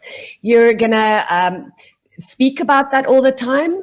You are going to definitely feel a certain way about that all the time. You're going to feel fat even. You're going to feel unhappy with your body. But you're also going to begin to cultivate habits to continue to perpetuate that belief. So it really just pulls through. It's like this golden little thread that pulls through from your beliefs. And, I remember the best example from this in my own life is because I had the belief that I was not good enough and I'm not the one that ever gets chosen. I don't get the opportunities. Somebody else always does. One of my habits that I had, for instance, is I would procrastinate. Whenever someone asked me to do a proposal, a client, I would procrastinate till last minute because that was a habit that I learned, because it was kind of, the thought kind of went, well, you're not the one who gets the job anyway, so it feels like kind of a waste of your time, to do the proposal. So we literally begin forming habits around our beliefs and our thoughts and our emotions. So let's chat about habits for a bit there, Elizma. I'm sure you've got a couple of examples as well of habits that you formed based on your beliefs and your thoughts and emotions. Yeah, absolutely. Mickey, you know what? Especially if I take now relationships, one of the beliefs that I had was that what I say doesn't matter. Therefore, I would never speak up. And I had this thing about, when someone was angry with me, they didn't love me, or I should just stay out of their way, because then they will get over it, or whatever the case may be. I don't know what I was thinking anyway, but it was like the moment when I was in an argument with anyone, or where I felt like I was being judged, or where I felt like I was being criticized, or always felt like I was being treated unfairly, I had this habit of like ignoring this person, whether it was my mom or my dad or my husband, or sometimes even my child. I had this bad habit of ignoring the places where I wanted to show up, and where I wanted to be fully present, and where I wanted them to feel my love. And I would just completely shut myself off, and then I would withdraw myself from them. And now you can only imagine, if you're in a relationship with someone that they actually want you to be there, and they actually want your closeness, now all of a sudden you're acting weird, and you're like hiding in the closet while I'm wondering if they are not mad anymore. But that was like a real bad habit for me, especially in relationships, that I had to identify, and then I had to learn. And there was this one thing, have you ever heard about the habit poem? No. So I want to share with you guys, because I think the habit poem it's such a beautiful thing. It says that, I'm your constant companion. I'm your greatest helper. I'm your heaviest burden. I will push you onwards, or I'll drag you down to failure. I'm completely at your demand. Half of the things you do you might as well turn over to me, and I will do them quickly and correctly. I am easily managed, and you must be firm with me. Show me exactly how you want something done, and after a few lessons, I will do it automatically. I'm a servant of great people, and alas, of all the failures as well. Those who are great, I have made great, and those who are failures, I have made failures. I'm not a machine, though. I work with precision of a machine plus the intelligence of a person. You may run me for profit, or you may run me for ruin. It makes no difference to me. Take me, train me, be firm with me, and I will place the world at your feet. Be easy with me, and I will destroy you. And who am I? I am habit. So it so clearly says, that your habits really become such an automated part of your day that you actually don't notice it. And the question is, are you currently having habits that is bringing you the results that you want? If you wanted to be healthier and happier, are you cultivating habits that's actually going to lead you to being healthier and happier? I think one of the biggest habits that I had, and then I learned how to, I always woke up early in the morning to get my day started and I felt really proud of the fact that I could get up at 4:30 or 4 in the mornings, and I could start my day that way. And I'd think, people that get up at 7, I have 3 more hours on them. And then all of a sudden, I learned how to use the snooze button. And you know what? That was one of the baddest habits I have ever learned. And it was a real struggle to get rid of that habit of pushing down on the snooze button, because the moment when you wake up and you push the snooze button, it actually allows you to push the snooze button on a lot of other things throughout the day, rather than you just getting up and start going about your day. So if that's one of your habits, please make it a choice that at some point you are going to choose to not snooze and wake up when you're supposed to wake up. Absolutely, Elizma. I love that. I absolutely love that poem. It's so spot on and so key. And, if you think about it, we spoke earlier on about the subconscious mind that is really our autopilot mind that also holds our skills. Now, if you think of a skill, it's something that you repeatedly did, and now it's habit. I mean, you are driving your car on autopilot. It's a habit now. You know how to do it. And it's exactly the same with our day-to-day habits that we have. The more we do it, the more we start doing it on autopilot. So have you ever heard of the 5-second rule? Oh, I love that woman, from Mel Robbins. Yes. Well, I don't think it was Mel that I heard it from, but it's the basic principle behind it is that if you can do it differently by counting to 5, in other words, you were talking now about the snooze button. If usually when your alarm goes off, you hit snooze, you've literally got a count of 5 counts, 1, 2, 3, 4, 5, to do it differently to begin to change that habit. So I hope that helps you guys, because that's helped me a lot to change certain habits. And one of the bad habits that I had, for instance, was when I wake up, I always used to say my phone looked like a Christmas tree with all the social media and the emails and everything that's on my phone. I've taken that off my phone since. But I had a bad habit of literally I'd open my eyes and I'd reach for my phone and I would immediately begin to scroll through social media. And the reality of the matter is, if that is you, if you are first thing in the morning checking social media, checking your emails, whatever that is for you, you are literally starting your day giving your attention to and sowing into other people, other people's lives, other people's opinions, right?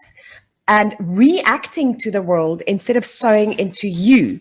And I always say that where your first fruits go, the rest of your day will flow. So unless you want your day to be a day of being reactive to other people's stuff, of sowing into other people, their opinions, their lives, then great, start your day with social media, or with emails even. But I always say that the first at least 10 minutes to half an hour of your day, sow into yourself, do an emotional rant like we gave you today to do.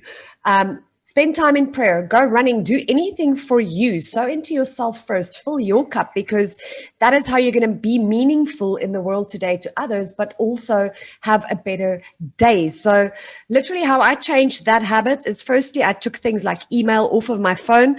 And what I also did is I've recently decided to take my alarm off of my phone, because here's the reality is, when your alarm's on your phone and you're switching it off, you see the notifications and you're tempted to go into social media and stuff like that. So I'm looking into getting myself an actual alarm clock and not using my phone anymore, and putting my phone far away from me in the morning, and literally, I don't touch my phone already for the first hour of the day. So that is just one or two things, guys, that Elizma and I have shared around habits that you can begin to do.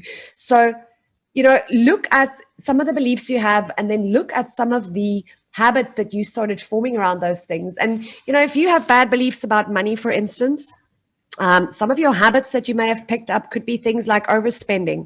It could be things like even hoarding money, being stingy, not wanting to give money out, because you have certain beliefs around money. But the best way to change a habit, guys, is to choose a different thing that you're going to do. Do the polar opposite to what you are already doing, okay? Something that is going to serve you better, and do that for at least 7 days right now. From today, for the next 7 days, do that thing differently. And it can even be something as simple as to begin to train your brain. Something as simple as if you usually brush your teeth with your right hand, do it with your left hand just for 7 days. It's just going to teach your brain to break certain habits and circuits that it's already formed. So Mickey, just a funny note on that side. I just told you that I really did had to learn how to unsnooze. So the one thing that I did is I took my phone and I actually plugged it into the charger in another room. So don't put your phone like next to your bed. It's just, it's not good. I know, like, you don't even have to get up. You're lying on your back and you can just reach over and you can just like swipe the phone and the alarm stops. So I actually had to make myself, the moment when I heard the alarm in the other room, I had this like this thing, how do you say it? Like this thing that I told myself, I am waking up, and the moment when the alarm goes off, I need to get out of bed. I need to walk over to the other room. I need to put off the alarm, and then I'm not allowed to go back to bed before I had a glass of water that's in the kitchen. So that is like the habit that I had to start forming in order for me to break the habit of snoozing. So this actually ties into what we are actually going to talk about next, because you can have and you can do everything that you want to do, but if you do not change the certain actions that you are taking, whether it is with your thoughts, your words, your actions, with your habits, anything, nothing is going to change. You can walk away from this webinar. You have everything you need right here, right now, to actually start making small incremental changes in your life, and it will get better. But if you do not take any actions that is different from the actions that you're already taking, nothing is going to change for you. I have a liking for Dr. Phil's saying, where he usually says, how's that working for you? If it's not working for you, stop doing it. I think that it was Einstein, I'm speaking under correction, that said, it is insanity to think you can keep doing the same thing and receive a different result. So at the end of the day, like Elizma said, you can take all of these tools, but if you walk away from this webinar and you don't start doing things differently, you don't change your habits or go sit down and try to identify some of your beliefs and begin to find other beliefs, flip them around, start taking actual actions towards having the life you desire of unshakable freedom and happiness, nothing is going to change. Your results are not going to be much different. And, all I can tell you about all of these actions is it may be new to you, some of the stuff that we spoke about today, but I promise you, when you do them, you will see results. I have seen it in my own life. Elizma has seen it in hers. We see it on a daily basis with every single one of our clients when they just start working on these 5 things. So the best way that you can change an action, guys, and I always say that don't overwhelm yourself, because whatever area of life you chose to work on today in this webinar, maybe use that area for now and then move on to the next and move on to the next. But the best way for you to reach any goal is to do the following, is to take just a normal piece of paper. I hope you guys have a notepad there, and just draw one big square and then kind of draw a line down the middle and across. So now you've got 4 small squares in this big square. And top left, I want you to write things I need to start doing. Top right, you're going to write things I need to start doing. Bottom left, things I need to do less of. Bottom right, things I need to do more of. So the 4 headings you've got is start doing, stop doing, do more of, and do less of. Okay, because this is the only way that you are actually going to consciously begin to take actions towards what you want. In other words, if one of the things you need to stop doing is hanging out at the water cooler where everybody's speaking negative talk, right, then that has to go in that column. If one of the things you need to do less of is maybe watch half an hour less of TV at night so that you can do an evening reflection, then that's what you write down in that column. But that is the easiest, most practical way that I can give you to begin to take action. And You know, one of the things that Elizma and I both know is for ourselves, even as coaches, both of us have coaches too, because even coaches need guidance. We need someone to hold us accountable, let alone that it's somebody that when you're in a situation can see things from the outside and help navigate you through the situation. It really helps to have that accountability partner who's going to say to you, but didn't you say you're going to spend less time doing this and doing more of that? Or do you see that you are actually perpetuating doing this and procrastinating on that? So whether it's a coach or a mentor, but find an accountability partner, guys, because none of us can do this alone. And you shouldn't have to do it alone. But what I'd like us to do quickly, guys, is just something really fun. It's a bit of a visualization exercise I just want to talk you guys through. And wherever you're sitting now, just sort of close the door, get comfortable. You can lie down on the floor if you really want to, but just get as comfortable as you possibly can right now, okay? Wherever you're sitting. And I just want you to close your eyes gently and then take a nice deep breath in through your nose. Hold it at the top and let it go. And another nice deep breath in. Hold it at the top and release. One last time, nice deep breath in. And hold it for a second or two. And then release. And I want you to, the area of your life that you wrote down that you wanted to work on today in this webinar, I want you to just get a picture in your mind of that thing already happened. You've already got it. You've already got that job.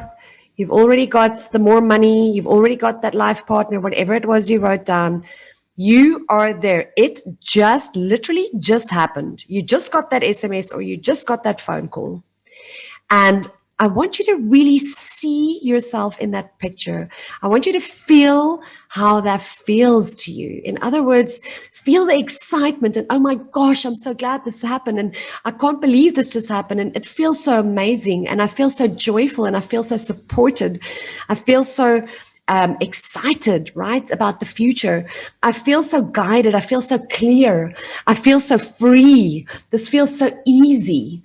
And I want you to kind of just, in your mind's eye, look around you and see what is surrounding you, who is surrounding you, who is celebrating with you, and what are they saying? How excited are they about this? And really just live yourself into that.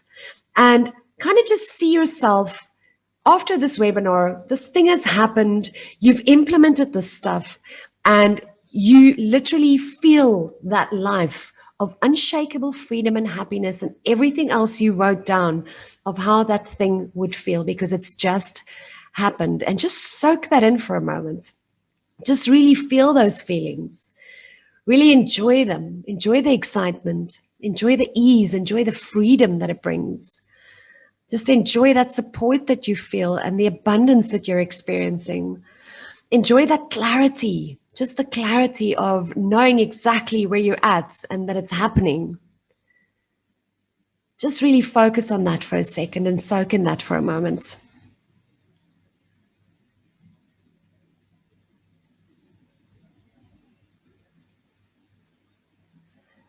And then when you're ready,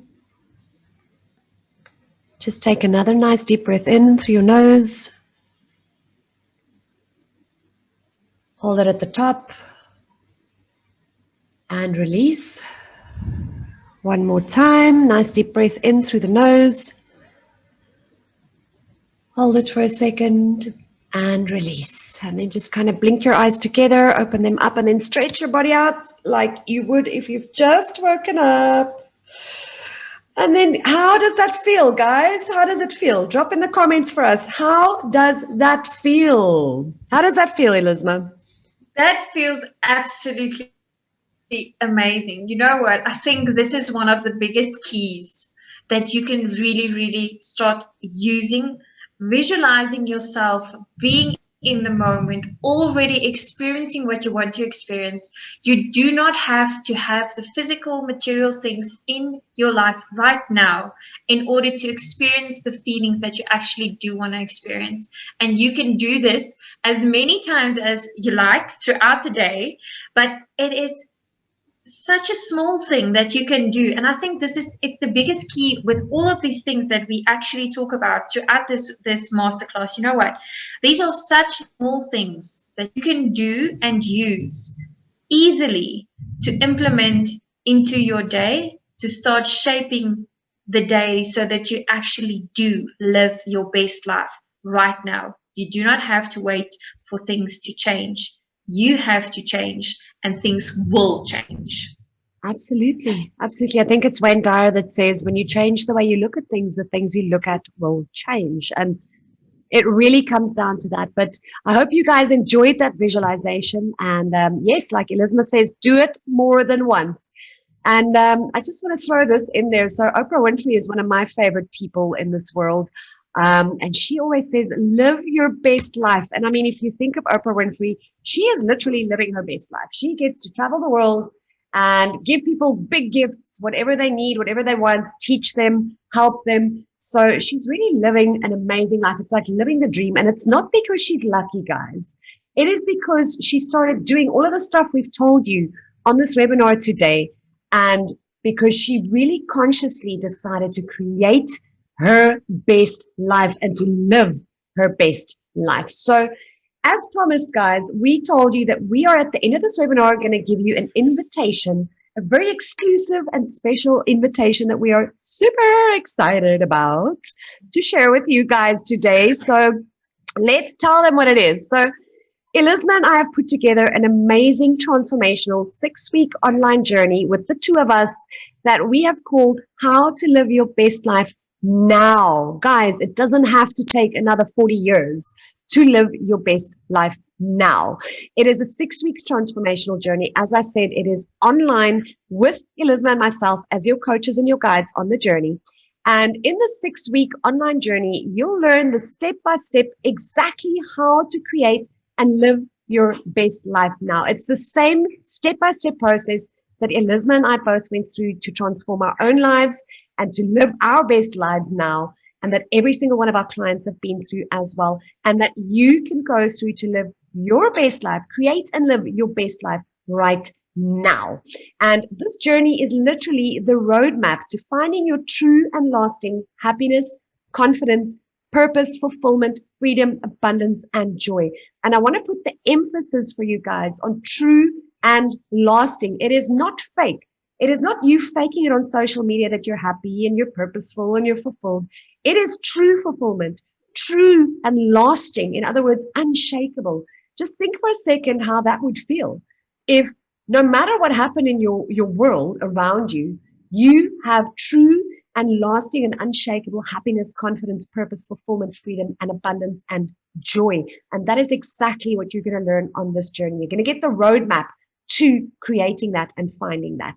And if you are ready to discover and unlock the code to living an extraordinary life, then this transformational 6-week journey is for you. So who is the ideal person? Who should sign up? If you had to say to me today, Mickey, do you think I should do this? Do you think I shouldn't?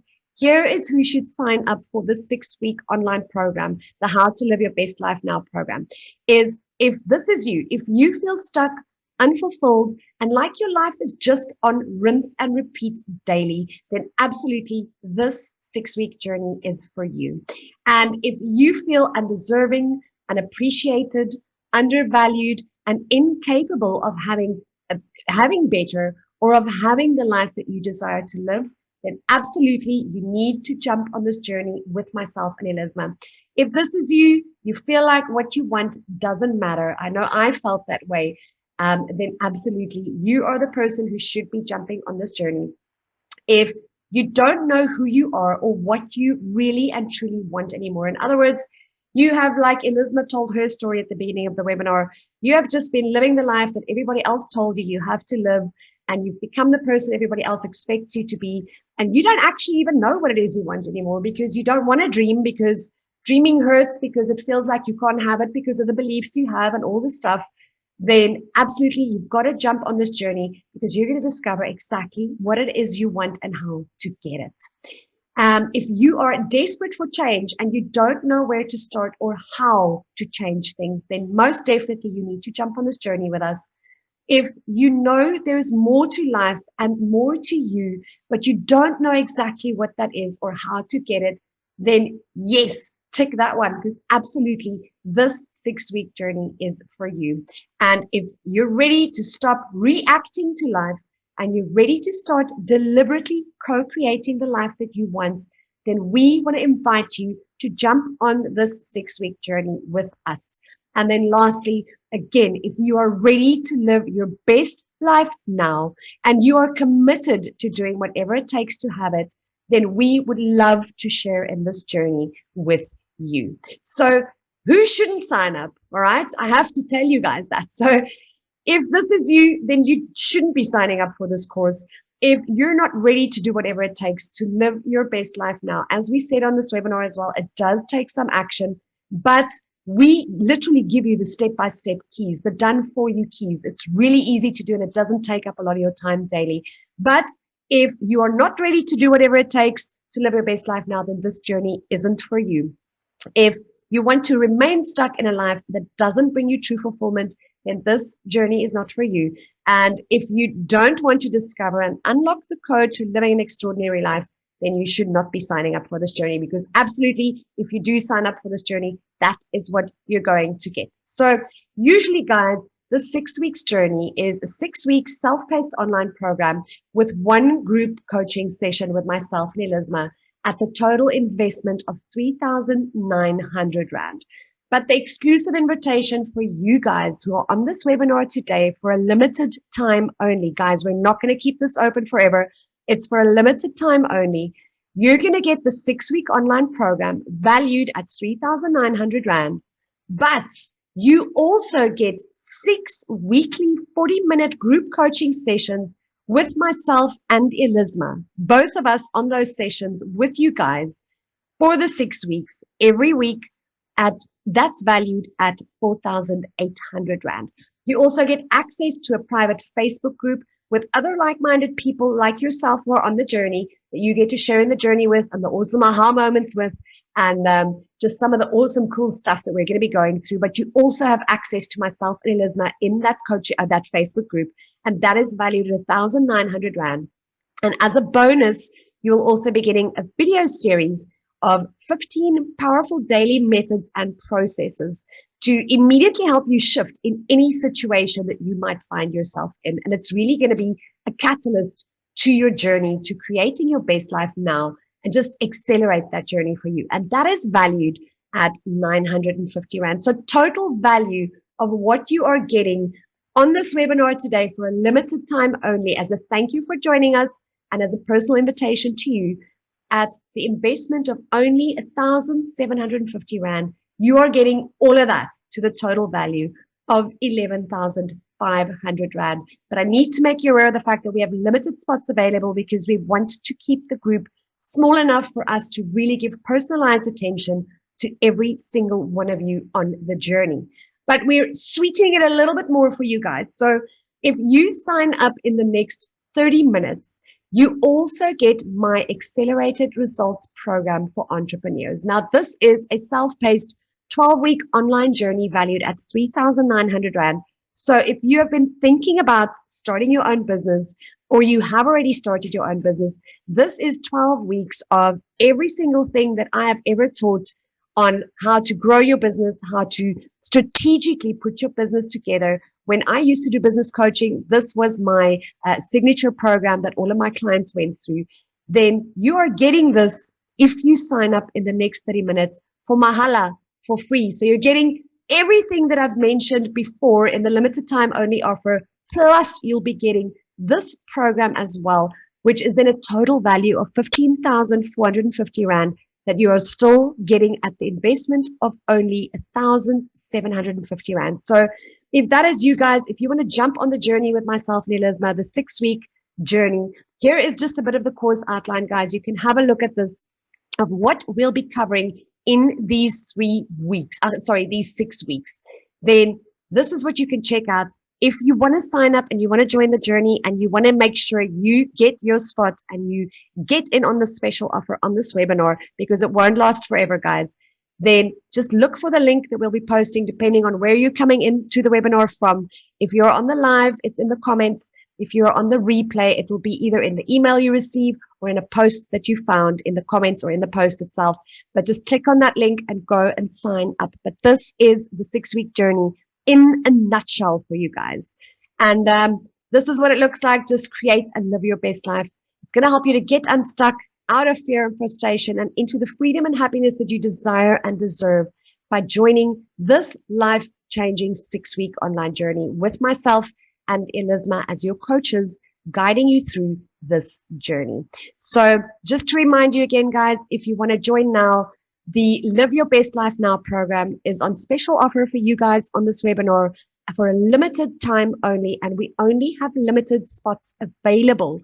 So if that is you guys, if you are ready to live your best life now, then take the action. Take that action, join us on this journey, and begin to live that life now. It doesn't have to take you 40 years or 20 years like it took us. It literally, we've done all the work for you. We went through the hard yards already and have put together everything that you need to know about living your best life now. That's super exciting, Elizma. I think one of the big things is for us to all remember, one of my biggest beliefs that I had was that I'm not good enough to start my own business. And I want to quickly share with you where that got me. That got me training and studying for 4 years in all different kind of directions that would enable me to have my own business. But because I didn't believe in who I am as a person and that I didn't have confidence, or I had this one big belief that I'm not good enough, it took me 4 years before I actually started my own business. And that's one of the powerful things that we are trying to teach people in 6 weeks and really having an impact in your life is we are starting from the basics. You know what? If you don't address the beliefs that you have about certain things, is you will not move forward in your life. You will not move forward. And it's really, I think it's an open space for you to be honest with yourself and say, but there is something I want to do, and there is more to life than what I'm currently facing and experiencing in life. And I now can work with, and I can choose now to do things differently. And that's the route that I'm going to take. So is there anyone that has a question or something that you'd like to ask or share so we can help someone? Okay, Charmaine, I think it's you that just said you have a generator. No problem. You can pop a question if you have it in the chat for us. So guys, are there any particular things? We're all facing lockdown and COVID-19. We've been facing it for a year, and stuff's been happening and shifts have been happening. Sarita, I'm happy you're here. You had a huge shift last year happening in your life. Yeah, that's true. But just either things you're struggling that you're not sure how to deal with or transform right now, or just a testimonial you'd like to give of what you did when you went through those shifts.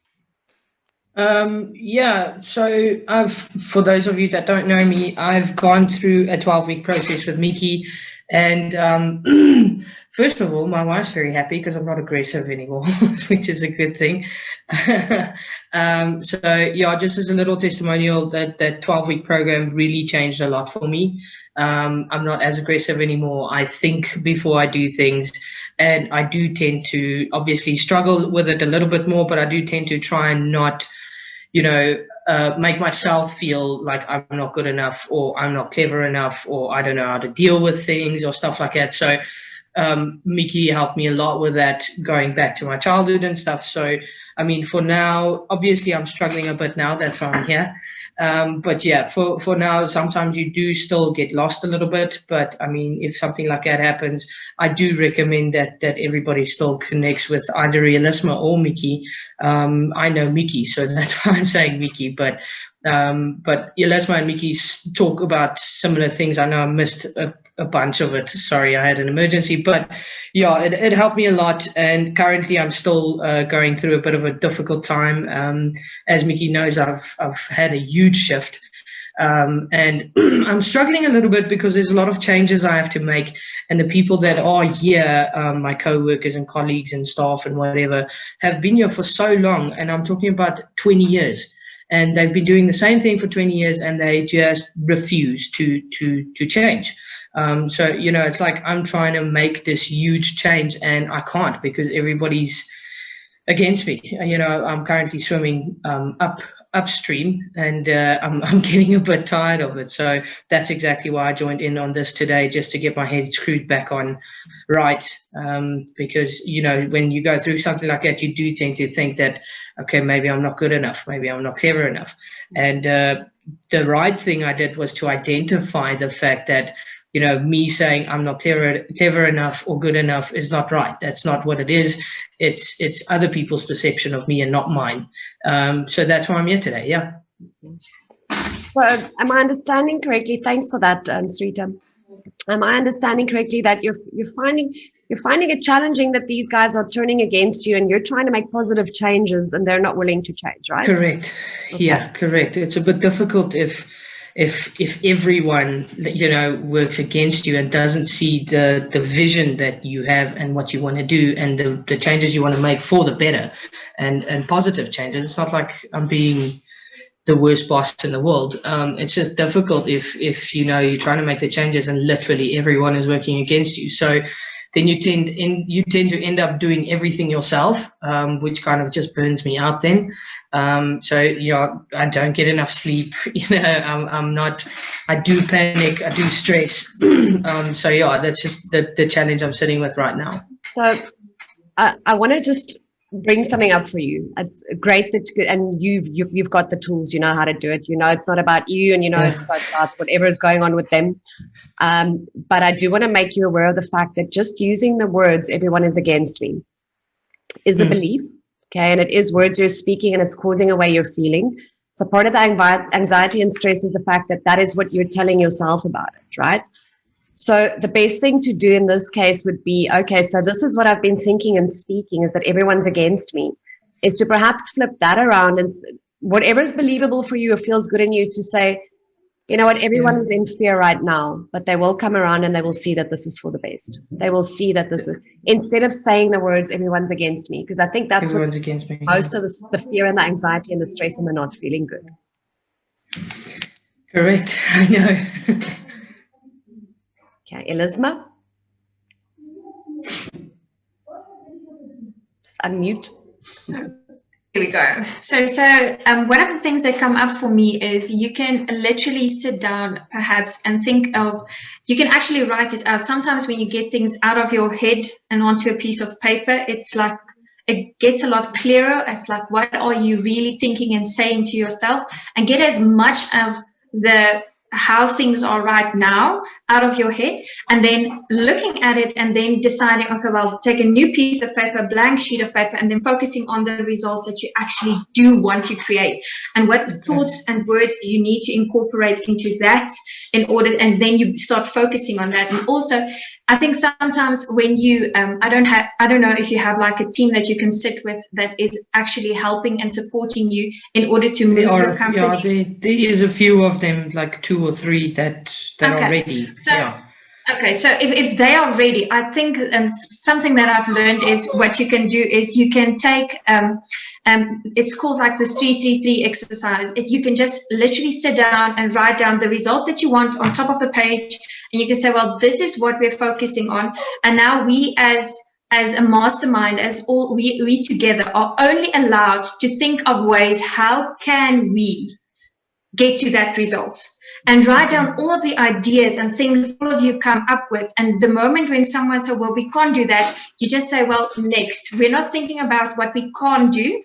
We are now going to think of, as a collective, of the things that we can do so that we actually reach this result that we want to. And then you can shift your focus and your attention there. And the moment when all of them come together and all of them start sharing all of this, they will actually create the energy and the momentum around a cohesive structure that you can now that can flow over to all of the other people, but because you already have some people on board with the change that you're looking for. Absolutely. Okay, awesome. Thanks, Elizma. Rita, does that help you? It does. Yeah. Thank you very much. I'm sorry I missed half of it. I'm quite disappointed there, but yes, it does help me, and I'm definitely gonna act on that. Okay, awesome. And does anybody else have something they need some assistance with right now? We're happy to jump back on. Mickey, can I just say something quickly? Yes. Okay, I just wanted to say thank you so much for this morning. It was very inspirational, and I loved everything, and I just endorse everything that you say about the subconscious mind and the mindset and the mind power, because believe me, it really works. Thank you so much. Thank you, Alan. Thank you so much. And for the rest of you guys, I don't know if anybody's still got questions, but we feel honored that you joined. And this was really the first step of action to take, by the way, is to jump on lives like this, because a lot of us are too fearful to ask help. Charmaine, yes? I just want to say I really enjoyed that. Thank you very much. And I'm sure you'll be seeing me again soon.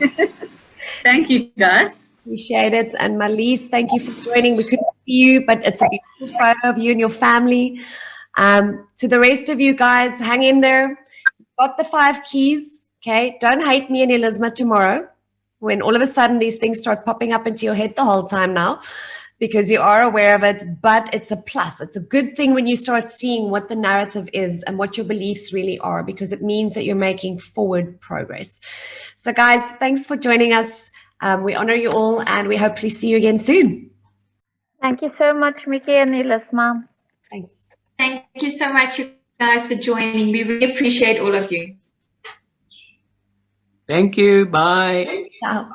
Elizma, just stick around for a sec. Don't leave yet. Cheers, guys.